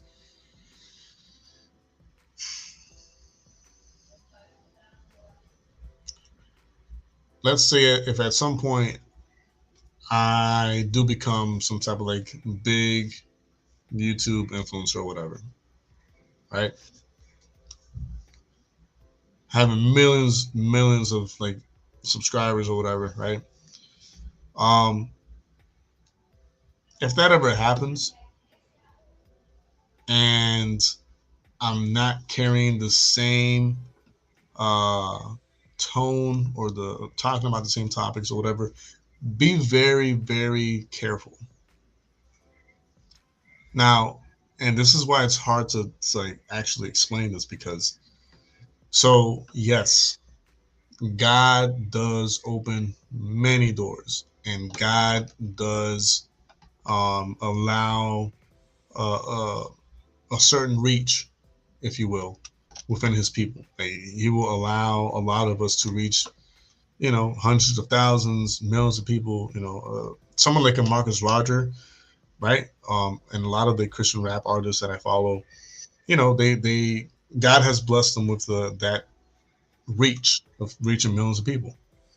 And a lot of them, if not most of them or all of them, right? Like Marcus Rogers and the people that I follow on Instagram, they have stayed true to their message, and they have stayed true and pure and pretty much like straightforward with like what they're trying to accomplish. And, God bless them for that. But even then, even people like Marcus Rogers and like all these like Christian artists that I follow, even then, when they have millions of viewers or subscribers or whatever, they're always continuously like overshadowed by whatever the mainstream and secular world bombards us with. So I'll just to give you an example, let's say Marcus Rogers posted a video today, and let's say it was like viral. Let's say it went viral. It reached, I don't know, 1 million people, just to keep the number simple. Let's say he reached 1 million people, right? And everybody saw the video, or a lot of people saw the video. Then comes this artist. Let's just say, just for sake of example, let's just say Lil Wayne. Lil Wayne drops a video. He reaches 10 million people. And those 10 million people send it off to the, to the ether or the internet, and it covers like 100 million people. Now those 100 millions of people or views overshadow the million views that Marcus Rogers just got from his video, right? And it kind of gets like swept under the rug and kind of like gets pushed to the back, and the other stuff gets pushed to the front. That's how usually it goes. And it's sad, but it's true. Yeah. Pretty much what it is whether it be the CIA or the NSA or whoever, by design, other stuff, it gets pushed to the front, and everything else gets pushed to the back. That's just usually how it goes. And I guess what I'm trying to say with all this is the movie, right? The Voice of Freedom. It's gained this momentum naturally and organically, while not being promoted by mainstream media, right? Or secular media. And at a glance, that's good. It sounds good. It sounds like, yo, that's what's up. Like, I'm glad that it's getting attention, regardless of it not being promoted, regardless of it not being, pushed to the forefront in mainstream media. And at a glance, it sounds good. But you have to ask yourself, yo, and I know this is going to sound like messed up, and I know some of you are going to be like, oh, but that's, but this is just me being like skeptical, right? This is just me being very careful who I trust. The fact that that alone is a form and a type of promoting the movie should kind of like make you like take a step back and look at the bigger picture. You know what I mean? Like one of those things of like, it's kind of like an old school way of saying like, oh, that book was so outrageous that it got banned and no one's allowed to like read it because it got banned. What's going to happen? What do you think is going to happen? Everyone's going to flock to the book that is banned because no one's allowed to read it and it's banned. That's usually how mankind works.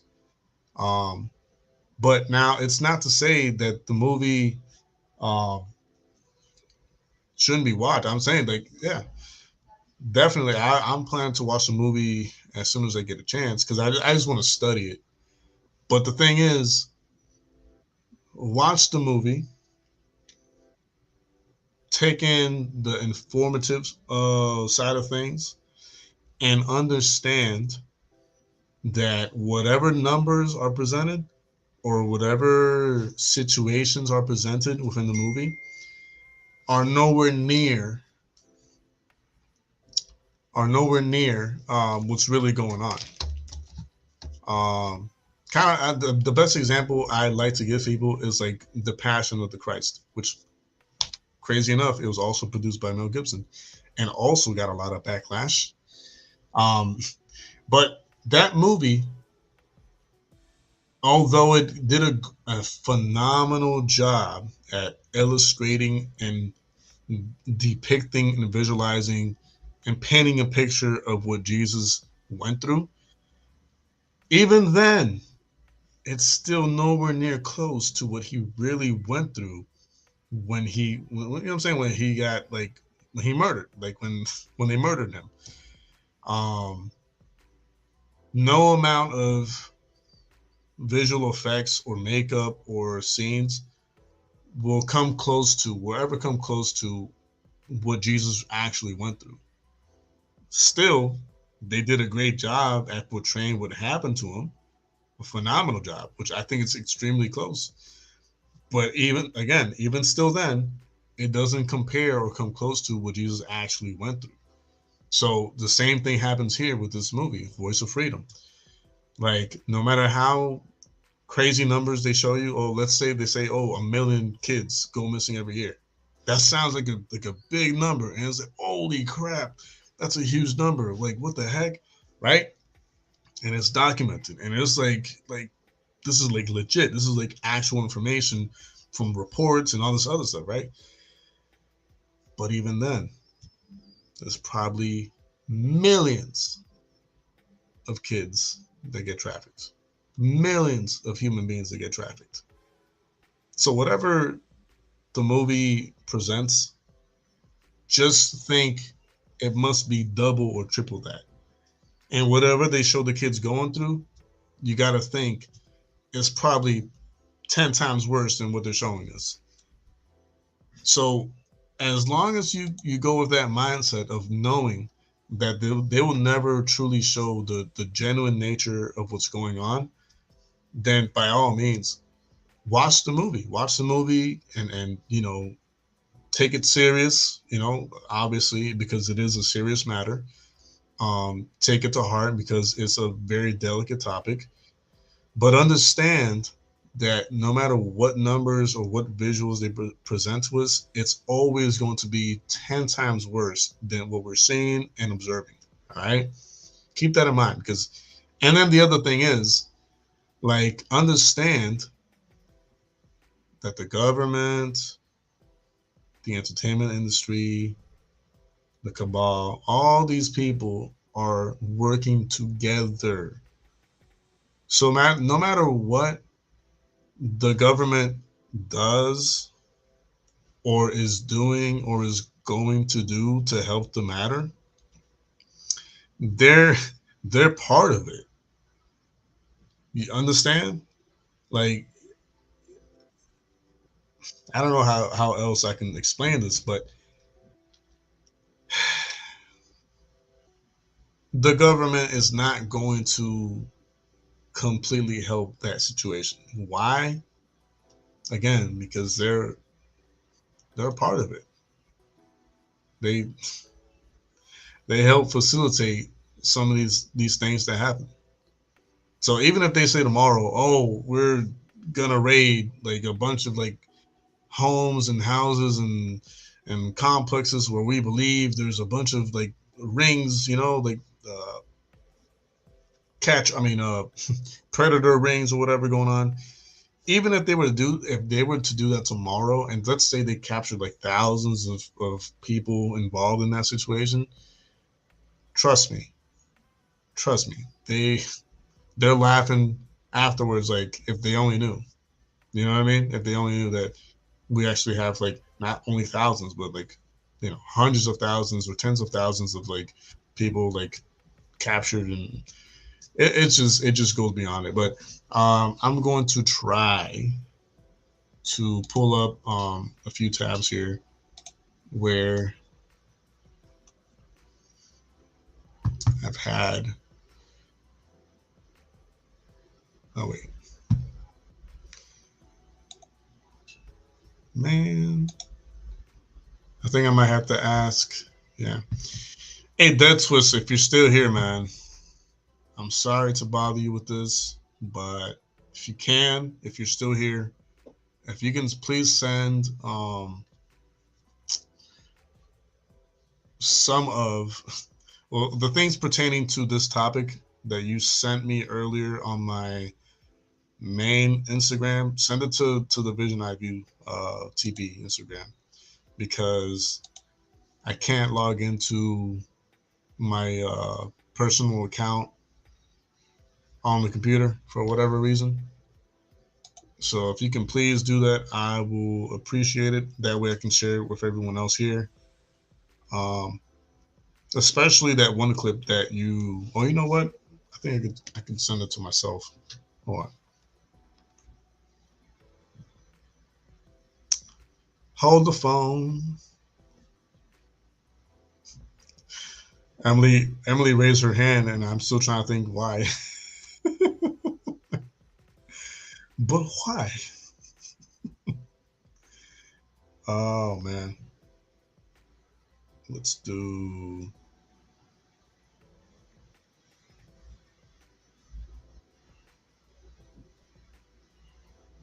Oh great! Now we both sent it.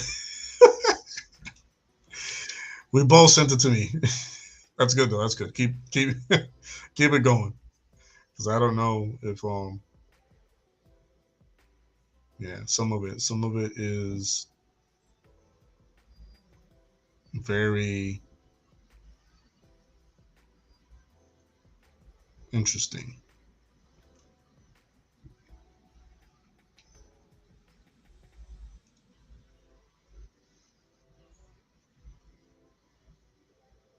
Oh, okay. Man. So yeah. All right. Hold on, because I have to.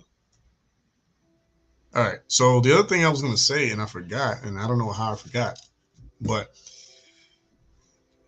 a lot of us have been talking about the whole adrenochrome thing for like years, and everybody always laugh like, yeah, right, yeah. Okay, sure. Yeah, adrenochrome, yeah. But now this film is bringing it up, apparently, and it's like now everybody's like, oh, I can't believe they do that. Nigga, I've been saying this for years. Like,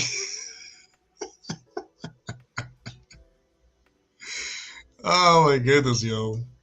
I have to laugh, because if I don't laugh, I will get mad. Like, some of us have been talking about this for like the past few years, and people don't take it seriously. They're like, oh yeah, sure.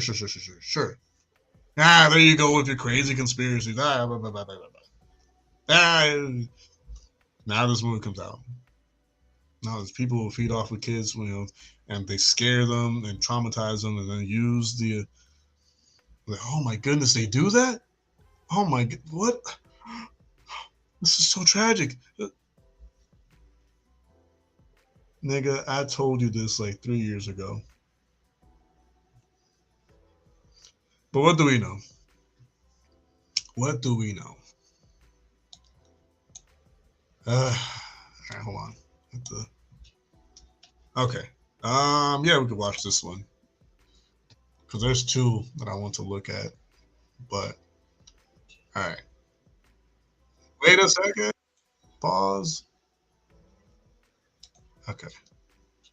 I'm going to share something that Dead Twist sent me earlier today.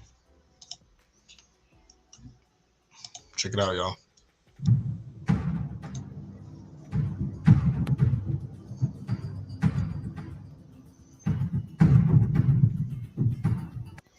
Sound of Freedom movie. Every time they pull a psyop, it's an opportunity for more people to wake up. So, let's wake up. Making a movie about child trafficking is not going to raise awareness and has nothing to do with that. Know thine enemy. They make revelation of the method films like this as a ritual, as a way of pulling in your energy, pulling on your heartstrings, and making you outraged. This film is a mockery of anyone who's ever been trafficked before. Politicians and Hollywood actors have a blood oath, and they have a soul-binding contract that you don't just get out of. Do you know how many of Maxwell's and Epstein's clients are laughing their asses off at us right now? You just paid them millions of dollars to continue child trafficking. Remember Balenciaga? Yeah, they're still going strong. Sitting in a movie theater, eating popcorn, being ritually traumatized is not going to end trafficking. Now, this idea is implanted into millions of people's subconscious minds, and this is how they push their agendas forward. Remember problem, reaction, solution? Well, what they do is they make you outraged, and then you want to go and yell at the politicians and tell them to do something, and they're ready with the solutions. And this solution will be about microchipping your children to protect them. Biometric digital identity is what they are after and why they are doing this to you and fooling you into accepting exactly what they want. Learn to discern. When you see something go viral in all the truther communities, just take a step back because nothing goes viral naturally. They want you to know this. They want you to be upset. They want you to be ritually traumatized, and they want you to demand that they act. Ironically, the people who will be asked to take action are the very ones who are doing these crimes. If you really want to make a difference and change things, then go talk to those who have been trafficked before, and they will teach you things. And the other way would be to empower people to step out of the system, to know what the New World Order agenda is, and to not comply on any level. And anytime something comes out that is a bleeding heart fantasy, just ignore the ritual. Do not watch it. Do not partake in it. Step back your energy and give your energy where it's needed, to the Most High, and that will be your power. All right. So I will say I agree with her on a lot of that, but what I don't agree on is saying to like not watch it. Because as much as we know that this actually is going on, we're still a small group of people. There's a lot of people out there who don't know that this actually is going on. So for someone who doesn't know this is actually going on, it's good for them to like, not how she says, like be traumatically, or dramatically traumatized or whatever. It's good for them to like acknowledge that this is factual, that this is legitimately going on. And like I said earlier, goes way deeper and way beyond what we can imagine. But again, for someone who has never heard of this going on, or probably has forgotten that this is going on, it's a good reminder to be like, hey, you know, did you know that this goes on a daily basis throughout our country and even outside the country? Like, it's a good reminder. It's a good wake up call. You know, that's the only part where I disagree with that lady. Again, you know, I do think everyone should watch it just for a reminder. That's what I mean. Yeah, it does bring awareness, and that's exactly what I mean. Watching that film will bring awareness. Now, what to do and what action to take afterwards, that can be discussed, and that can be it could be very different. But I still do think that yes, raising awareness of this topic is extremely important, and I do believe everyone should watch it.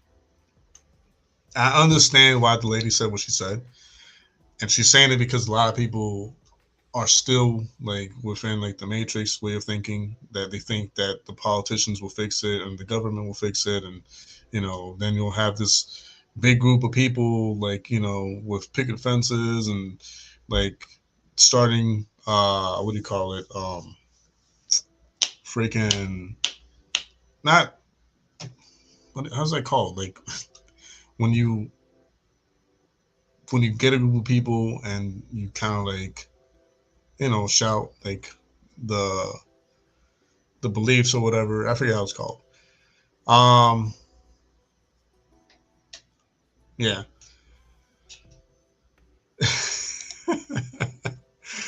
That was, yeah, I agree. Still watch it. Just realize it could be a reverse Fandango McGillicuddy.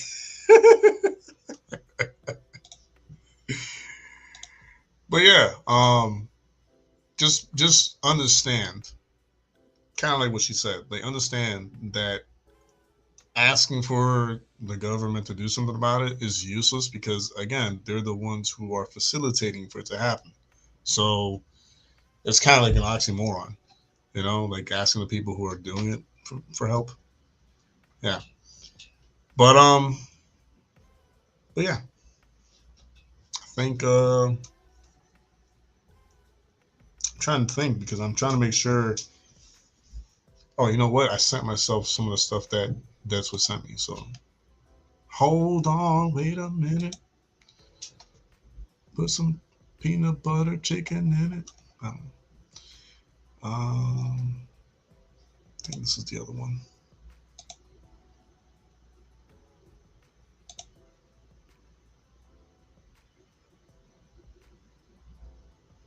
Oh, this should be good. Oh, this is a good one. Brace yourselves. Oh my goodness. Okay. Here we go.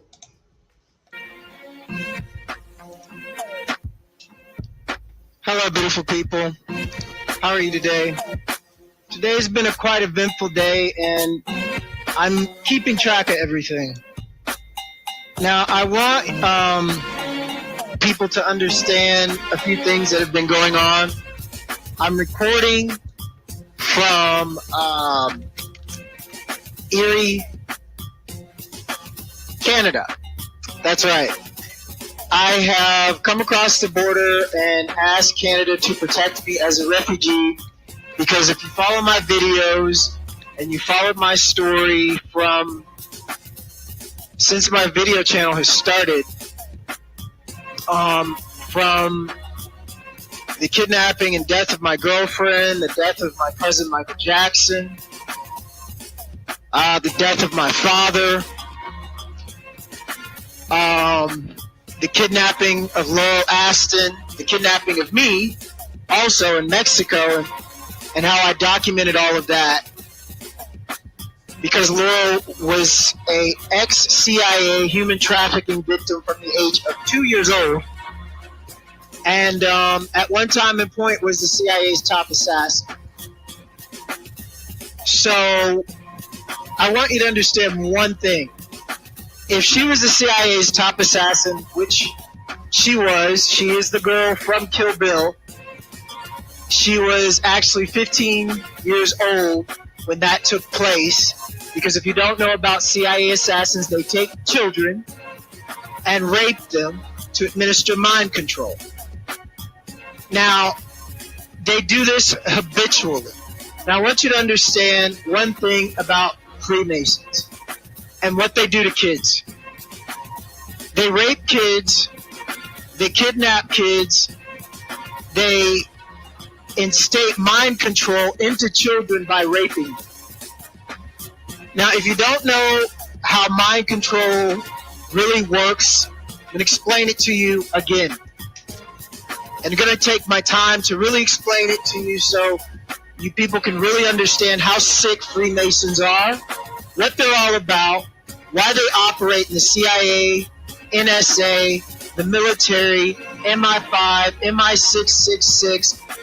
All of their stuff is based upon mind control. How do you get a mind control assassin? This is how you get a mind control assassin. What they did to Laurel Aston.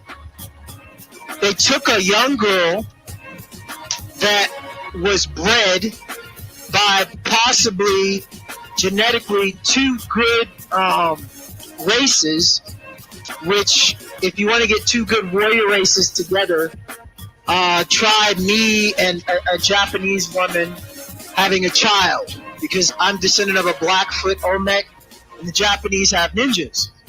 And I'm also descendant of the original Black Chinese pre-Ming dynasty. Being a warrior is in my blood. The CIA and NSA stalk people like this. They are habitual DNA pirates. And they start with children. Point blank. Now, when they take a kid, most of the children die through all the torture that they administer to the child. And if they don't die through all the rape, torture, sodomy, trying to put in mind control, the debauchery that they put children through, if they make it through, their mind is shattered. Their mind is shattered into fragmented parts. Because when the mind is put in a place of torture and abuse, the mind shuts down. Your soul somewhat leaves the body because it can't handle the pain.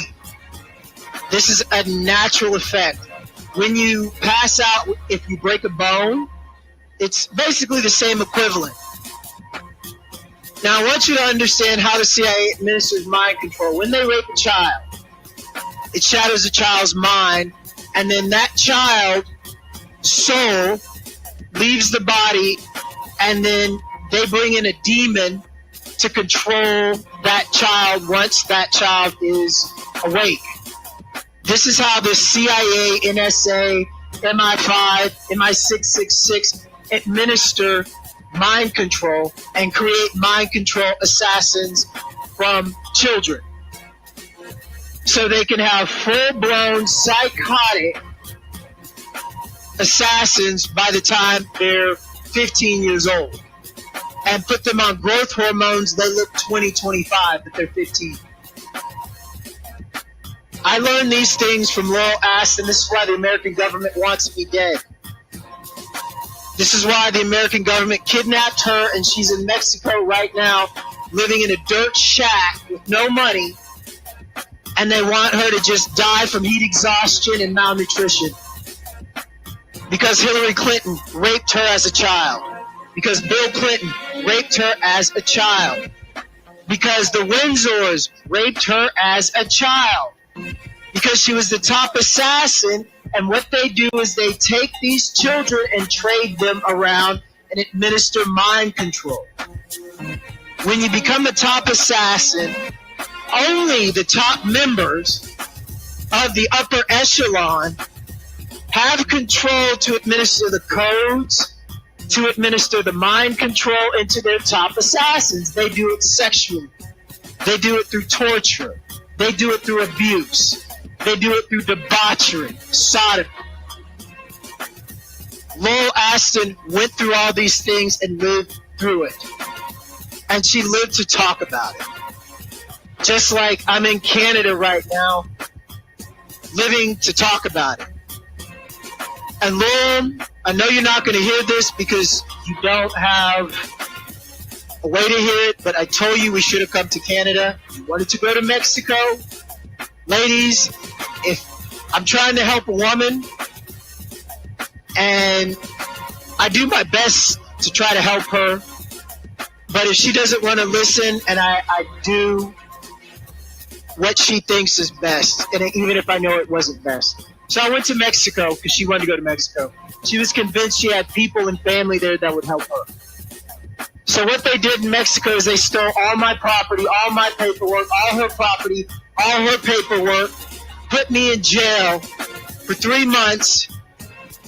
And then when she said she wouldn't fly back to the United States, they said, okay, well, we need to have a psychological evaluation for her to make sure that she can't fly. So they threw me and her for a month and a half in a fucking Mexican mental ward. You can't imagine the shit I went through and lived through and lived to talk about it. So remind you, I am 50 steps from a goddamn Freemason shrine that takes orders from the Queen of England, the Rothschilds, Obama, the Clintons, the syndicate. Because the syndicate kidnaps kids. The syndicate cuts out children's organs and trades them or eats them and cooks them. That's what they do. They get the Mexican cartel to do their dirty work. The Gulf cartel. Hillary Clinton runs the Gulf cartel. She's a pure criminal. Rapist, child rapist, Freemason. So I want you to understand, I know they can hear me. I want them to hear me. I want these Freemasons right across the street from my house have a microwave weapon pointed at my room last night to try to give me a heart attack. And I wake up again and my heart is just like throbbing because they have a microwave weapon aimed at me because the fucking Queen of England rapes children. Her and her whole goddamn family. Obama rapes children. Hillary Clinton rapes children. Freemasons rape children. It's what they do, blood in, blood out, right? They take a blood oath to never divulge these secrets to anyone. And if you do, they'll cut out your tongue and stick it on the highest mountain somewhere and then disembowel you and blood in, blood out, right, Freemasons? This is what they are. This is what they all are. Aleister Crowley killed over 100 kids in 1 year. Started the Blue Lodge of the UK, which is run by Evelyn Rothschild. Evelyn Rothschild is the Queen's financial advisor. They all rape and kill kids. And right next door to the Freemason shrine, there's 50 steps away from me, there's the Canadian Military Cadet Office. Yeah, it's pretty shocking, isn't it? I mean, I couldn't believe it. This is Canada. This is why Toronto is a cesspool of fucking debauchery.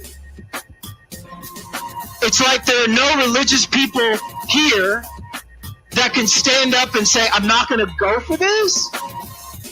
I want to protect my kids from this.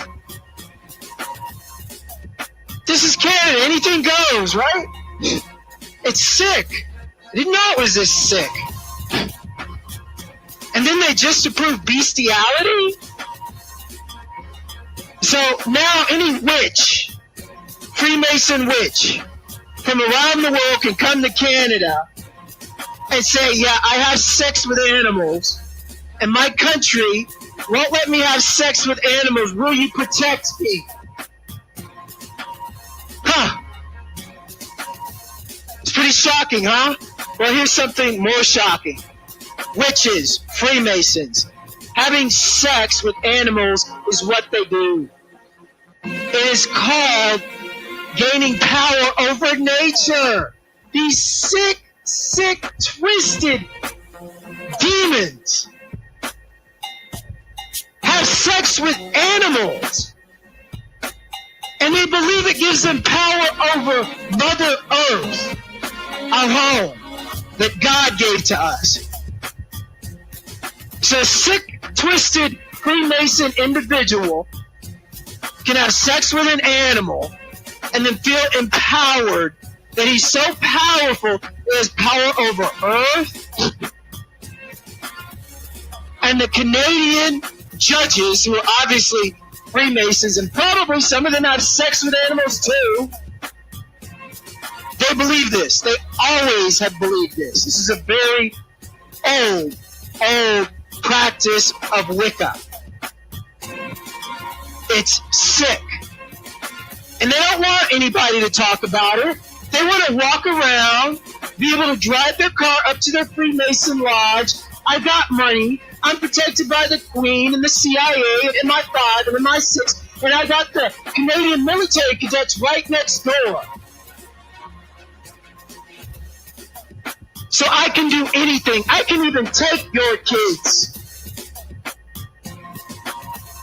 That's how protected they believe they are. Yeah, it's pretty sick, but it's the truth. And they don't like me. They hate me because I have the ability to make good people see the truth, to wake up and say, hey, stay the fuck away from them. Don't shake their hands. Don't look at them like they're a person. They kill kids and babies. And on that Freemason sect, it says they've been around since 1933. That's 50 steps away from me, where I'm recording this. So I've done videos, tried to wake Canadians up, trying to protect their kids for them, told the Freemasons to take their microwave weapon out the place and quit aiming it at this house because I'm not the only one living here, but they don't care. They're sworn to Satan. They must do his bidding. Point blank, blood in, blood out. Ain't that right, Freemasons? Sworn to Satan and Lucifer, the loser.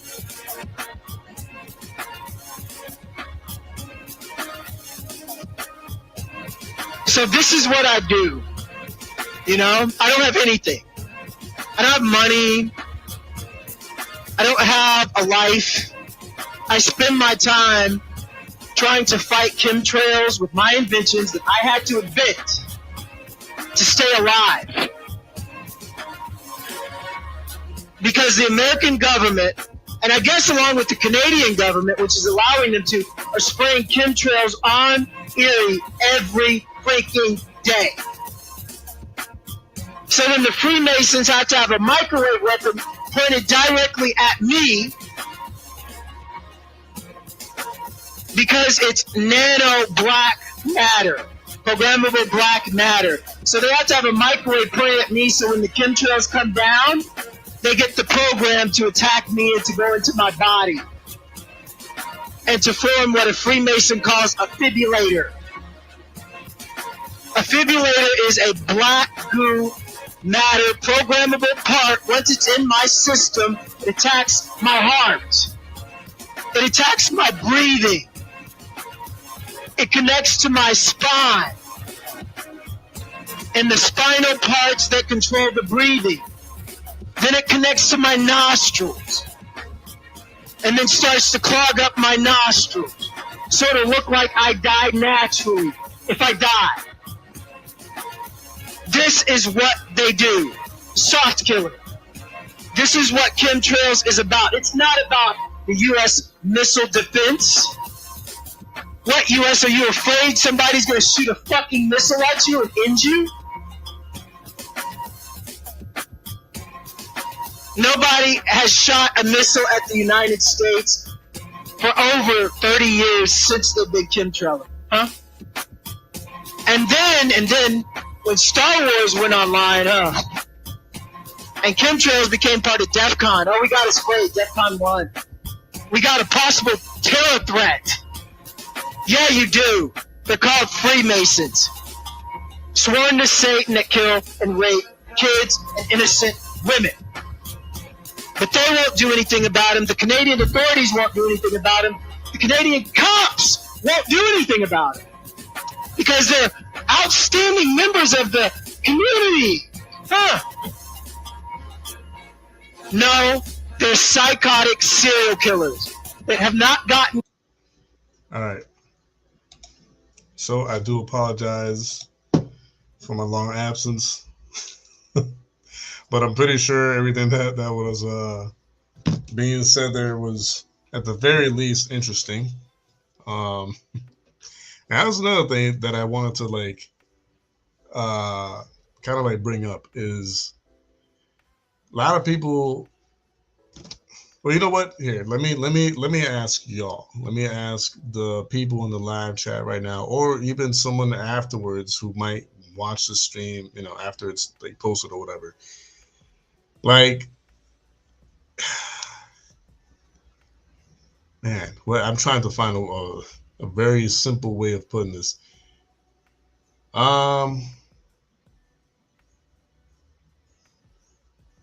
If I were to tell you guys, like, hey, I've got $1 million in my safe over there, right? And I tell you that, how many or how much proof or evidence would you need to believe me? You could count them off or just like, you know, like mention them like in the live chat right now if you want, or in the comment section. Again, the question is, if I were to tell you I have $1 million in my safe over there, how much proof would it take, or how much evidence would it take for you to believe me? Now, I'll say this right off the bat. If it were me, I would say, all right, I'm going to visit you, and I, you know, want to see and touch the $1 million for myself, just to like know that you're saying like the truth or whatever, right? And you say, all right, bet. Then I go to your you know, wherever you're at with the safe with the money, and I look at it, I see it for myself, I touch it, I flip through it, and like, wow, it's legit $1 million or whatever, right? Now, how come it's that easy to convince someone, anyone, that that is fact and that is true, but no matter how much evidence and proof that you present someone about how NASA is at its core and at its base pretty much a satanic foundation, or a satanic establishment, you know, like the snake on the symbol, you know, and just a bunch of things that it's just, there's no amount of like coincidences that you could tell me where it's like over and over again using green screens, you know, how the word NASA itself in Hebrew means like something else, you know, but it's like people say, oh no, but that's just this, that's just that. It's just, it like people, I don't know, man. It's like, it's never enough. No matter what you show them or how much you show them, it's never enough. They're never satisfied because they want to believe that NASA is like wholesome and NASA. And I'm not talking about the regular employees, man, because I know someone intimately that works there, like works as someone that works for NASA, right? I know the guy. He's a great guy. You know, he's not satanic. He's not a devil worshiper. I'm not talking about the lower level employees or you know, associates. I'm talking about like at its core, like people who founded NASA and all this other stuff. They are satanic at their core. What's going on, Anthony? Blessings and love to you. But yeah, let me see if there's anything else I want to share with you guys before I leave. Okay, and this is like one more video, I think.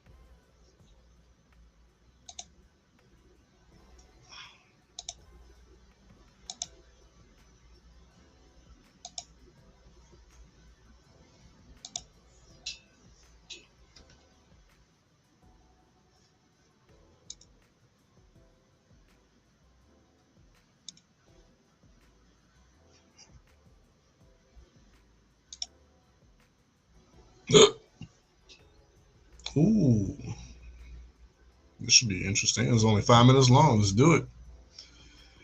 Let's flip and do it. Here we go. All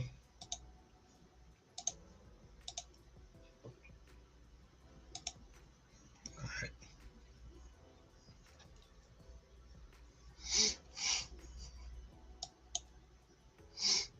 I thank you for the invitation to share my testimony. My goal is to inspire action to safeguard the lives of migrant children, including the staggering 85,000 that are missing. Today, children will work overnight shifts at slaughterhouses, factories, restaurants to pay their debts to smugglers and traffickers. Today, children will be sold for sex. Today, children will call a hotline to report they are being abused, neglected, and trafficked, and we don't know if they're going to get the help they need. For nearly a decade, unaccompanied children have been suffering in the shadows, and I have to confess, I knew nothing about their suffering until 2021, when I volunteered to help the Biden administration with the crisis at the southern border. As part of Operation Artemis, I was deployed to the Pomona Fairplex Emergency Intake Site in California to help HHS, Office of Refugee Resettlement, reunite children with sponsors in the United States. I thought I was going to help place children in loving homes. Instead, I discovered that children are being trafficked through a sophisticated network that begins with recruiting in home country, smuggling to the US border, and ends when ORR delivers a child to a sponsor. Some sponsors are criminals and traffickers and members of transnational criminal organizations. Some sponsors view children as commodities and assets to be used for earning income. This is why we are witnessing an explosion of labor trafficking. Now, whether it's intentional or not, it could be argued that the United States government has become the middleman in a large-scale, multi-billion-dollar child trafficking operation that is run by bad actors seeking to profit off of the lives of children. As for me, my interest is the safety of the children. I do not view this as a political issue. I view this as a humanitarian issue. I assure you, my motives are the highest and best. I want the children protected. So I want to tell you some of what I witnessed personally at the Pomona Fairplex. I saw vulnerable indigenous children from Guatemala who speak Mayan dialects and cannot speak Spanish. That means they cannot ask for help in English. They cannot ask for help in Spanish. They become captives of their sponsors. I have sat with case managers as they've cried to tell me the horror of what has happened to children as they make the journey to this country. I saw apartment buildings where 20, 30, and 40 unaccompanied minors have been released. I saw sponsors trying to simultaneously sponsor children from multiple ORR sites at one time. I saw sponsors using multiple addresses to obtain sponsorships of children. And I saw numerous cases of children in debt bondage, and the child knew they had to stay with the sponsor until the debt was paid. Realizing that we were not offering the children the American dream, but instead putting them in modern-day slavery with wicked overlords was a terrible revelation. A terrible revelation. These children are a captive victim population with no access to law enforcement or knowledge of their rights. They are extorted, abused, neglected, and that is why I blew the whistle in 2021. I witnessed firsthand the horrors of child trafficking and exploitation. My life will never be the same after what I saw. But I have hope because I'm counting on you. It's my hope that you'll take action to end this crisis, to safeguard the lives of these vulnerable children. People have asked me, what can be done? What would you suggest? Well, first, I think HHS's #1 priority is oversight. They must commit to oversight, transparency, and accountability. If I could wave a magic wand, this, I believe, could be quickly solved by experts in the IG community. There is a Pandemic Analytics Center of Excellence, or the PACE, as we call it. I believe if data analysts at the PACE could look at the data, children could be rescued, criminals could be prosecuted if the PACE had access to this data. It shows where the children are and who has them. I think also we need to change the culture of speed over safety. Speed is the wrong performance measure when dealing with children. We need to revamp the vetting process of sponsors and have case managers who have investigative backgrounds, data analytics backgrounds, some certified fraud examiners. And I think we need to reimagine a system where the sponsor is the accountable party. Sponsors should be required to report to ORR. And lastly, stop retaliating against whistleblowers. Stop retaliating against the people who are trying to tell the truth to save the children. As it is written, a wise man listens to advice, while a fool continues in his folly, and HHS needs to be wise to care for these children. Are you sick of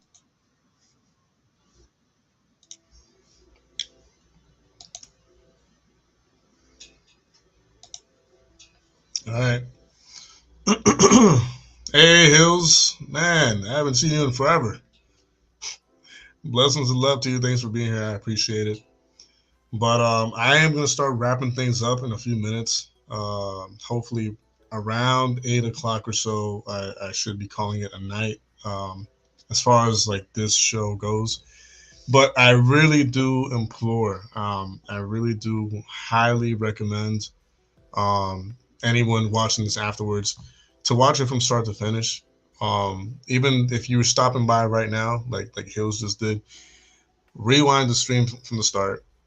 And I guarantee you that something, if anything, you will be able to take away beneficial to your knowledge or to someone else's knowledge about everything that's going on. And again, I know that the title sounds crazy. I know that the title sounds like way out there and outrageous. But once you watch the stream carefully and listen to what's being said and explained from start to finish, you will understand why I titled the stream the way I titled it, and it'll make sense. But also, like I said earlier, if you're someone who doesn't believe in God, doesn't believe in the Bible, doesn't believe that the Bible is the Word of God, you will find some of the things that are talked about in the stream difficult to comprehend and like difficult to process versus someone who is of the faith. That's just a heads up. You know what I mean? I still highly recommend it to anyone and everyone. The information shared on here on this show, on the stream, I believe, in my opinion, it's worth the time. It's worth your time. It's valuable. And at the end of the day, like, if you don't agree with it and if you don't understand it, if you don't want to believe it or look into it at the very least, then, like, all right, well, you watched it. I'm not saying to like watch it in one sitting because I understand it's going to be 3 hours now. I'm not expecting anyone to like watch this entire stream all the way through from start to finish in 3 hours, like, back to back. But what I am saying is, even if you did watch some parts and you weren't able to relate to it, you weren't able to connect with the content, you weren't able to grasp the information that's being given on here, then hey, you gave it a chance. You gave it a chance. It wasn't for you. It's all good. But if you care about the kids, if you care about children, if you care about their well-being, if you care about protecting them, then give this stream and this show a chance. I highly recommend it, especially if you're of the faith. If you're of the faith, you're a Christian, you're a believer, you're a Christ follower, I highly recommend you watch this whole thing from start to finish, and it'll deeply benefit you.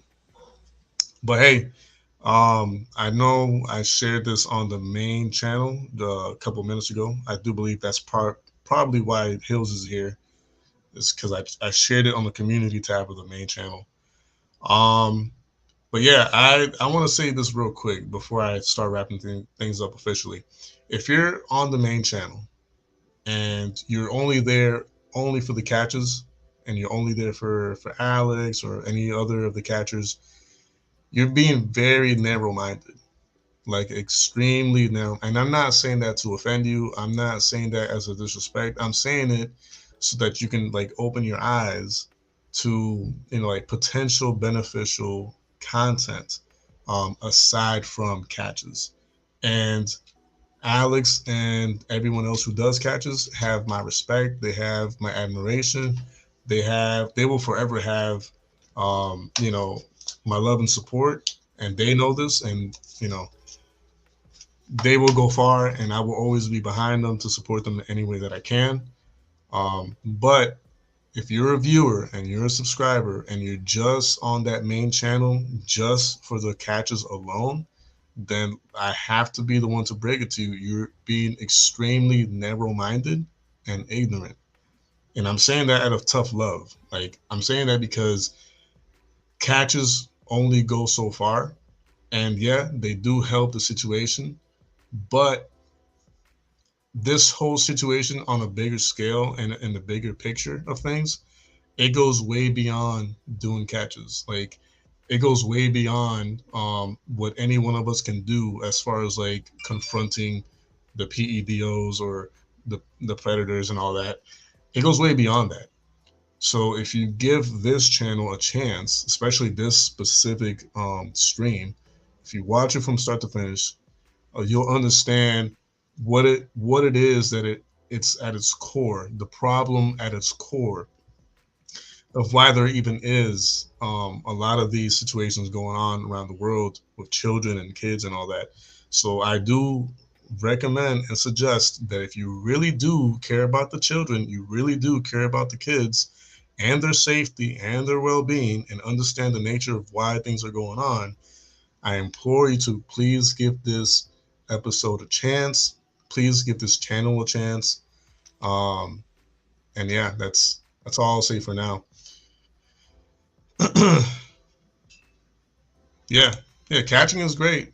Catching is great. Confronting PEDOs and predators, that's great. I'm all for it. I'm all behind it. I support it. I love it. But this goes way beyond that. And there's underlying problems that catching is just not going to solve, because at its core, it's, you know, it's satanic and demonic at its core. And I know some of you will like be turned off by me saying that, but that's why you have to watch the stream from start to finish and give it a chance so that you can understand that it just goes, it's a deep matter. It's not just surface level, just talking to PEDOs or predators and confronting them and putting them in jail. It's much more than that. It's way beyond that. And that's part of the reason why, you know, when I do streams that deal with this type of topic, I have to bring it up and I have to like, you know, pretty much in-depth explain why doing that alone is not enough. But you'll only know what it is once you watch this episode, once you watch this stream in its entirety. But yeah. Anyways, that being said, y'all, I really do appreciate the love and support that every single one of you guys has shown me today. I really do appreciate that you allowed me to like borrow you for whatever amount of time you were here for. And if you're watching this afterwards, hey, you know, thanks for giving it a chance. I appreciate it. Yeah. I will say, if you are a viewer and supporter of this channel and are wanting to bless me, the team, the channel, or my family, there's different ways of doing that in the description area or on the, there's a banner pretty much like scrolling under me right now. So if you want, you don't need to. I'm not asking anyone to do it, but if you want to, and you can, and you've paid all your bills, you have food on the table, you have food in the fridge, and everything's taken care of, and you just so happen to have something on the side, and you want to bless me or my family or this channel or the team, then there's like a PayPal somewhere in there. There's a Cash App in there. I don't know if any of the moderators can bring that up, but those are just ways of helping me actually, like, get on here and do this from time to time. Because I'll be honest, I enjoy doing long streams and I would do them every day if I could. The problem is that I have to balance between the full-time job that I have at the moment, and other things that are going on in my life on a personal level. But I mean, yeah, any help or any blessings will help me and the team continue to pay for, like, say, the StreamYard membership, getting actual like better equipment from time to time, paying for like the actual internet connection so I can actually like broadcast these shows and all that good stuff. These are little things that any little help helps us like do. So yeah, that being said, guys, I have a few more minutes on my side. So what I'm going to do is I'm going to try and see if I can pass over some of the videos that Deadtwist shared with me earlier and share them with you guys. Because yes, like the one I just showed a few minutes ago, it's awesome. But there's like more. So hold on. I know there was like one more.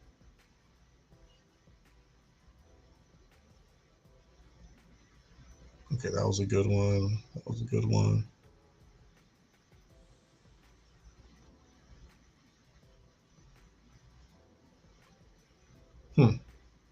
Oh, this was yesterday. Man, a lot of y'all send me a lot of stuff. And sometimes I just, honestly, I don't even know what to do with it. Because I have like, my cousin sends me things from time to time. Deadtwist sends me a lot of things from time to time. Emily sends me, there's a lot of people. A lot of people send me stuff. And it's just, yeah. I'm not gonna say it's overwhelming because it's awesome. But, all right. Let me, thanks for that, Deadtwist. I appreciate it. William, are you leaving? Can't tell. If you are, then yes, blessings and love to you. But if you're not, then either way. All right, let's check this one out before I leave. Granville Island, known for its beautiful scenery, fresh seafood, delicious donuts, and drag camp for kids. You're not going to want to miss this report. I just want to get a shot here of what's happening because this is part of the news that doesn't get shown. But this right here is part of the news. What concerns me is this has municipal, provincial, and federal funding. On the page for Carousel Theatre, they showed 5 different grant sources for this. And that just speaks to me that this is an agenda. This is not something that would just naturally evolve. It's when you force it on other people's children. Bring it into the schools. Why? Do what you want with your family. Leave ours alone. I want my kids to play tag, not drag. Hi, sir. You were just walking by here. You told us that earlier. How do you feel about the way you were just treated by the crowd there in front of the theater? Intolerance. A lot of intolerance, yeah. It's not a loving, caring crowd. It's a very intolerant group, yeah. Thanks for creating a barrier. When can we... You're a disgrace to journalism, you piece of shit.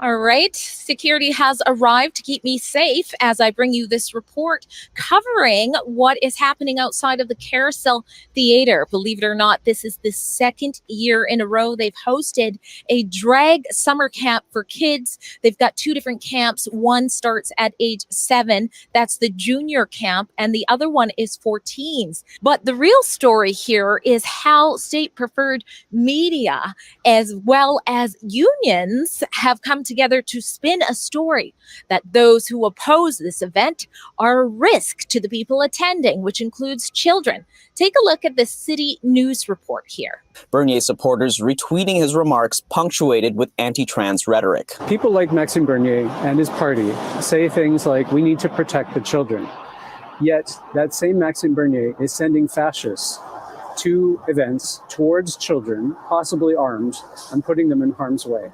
How does that protect children? In January, people protested a drag storytime event at the Coquitlam Library, hosted by local drag queen Connie Smudge, who continued with it anyway, flanked by crowds of supporters.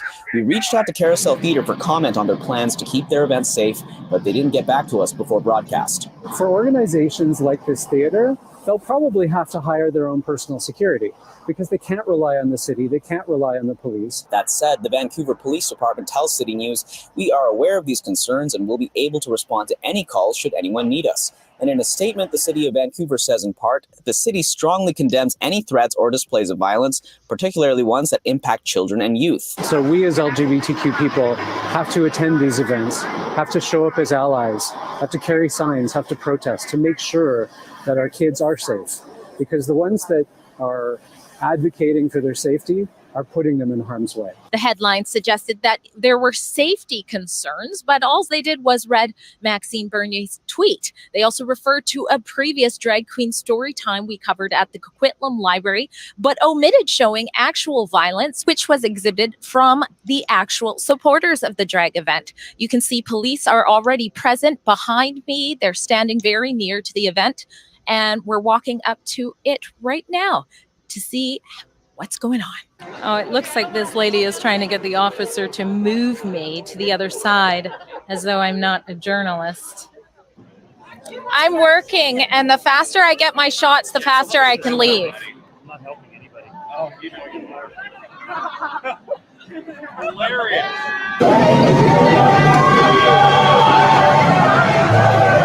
Don't touch me. Your job. Yeah, let's go. I just want to get a shot here of what's happening because it's just part of the news. But this right here is part of the news. So there is freedom of press. He's assaulting me right now. He's touching me with his umbrella. They shouldn't be touching me. Maybe you can move back.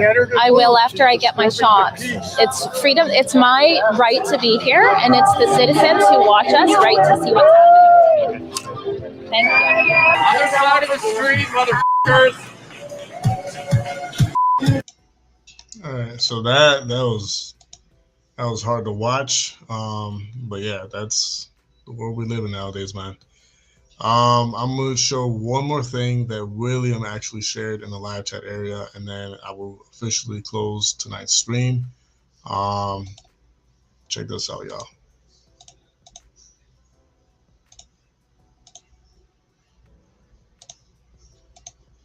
The moment Uganda's anti-homosexuality bill was passed into law. Those in favor say and contrary nay. Despite being watered down, the new laws are amongst the harshest in the world. When you carry out acts of homosexuality through force or duress or undue influence, then the law defines that as aggravated homosexuality. And what is the punishment? The maximum punishment is death. Activists say they'll fight to have the law repealed. So when they're making law, the public has to really be involved, more especially people who are concerned. But we saw during the hearings of the committee and during the times the bill was under discussion, that not even a single LGBTI person was basically before the committee to have their views heard. And this is a law that affects them directly.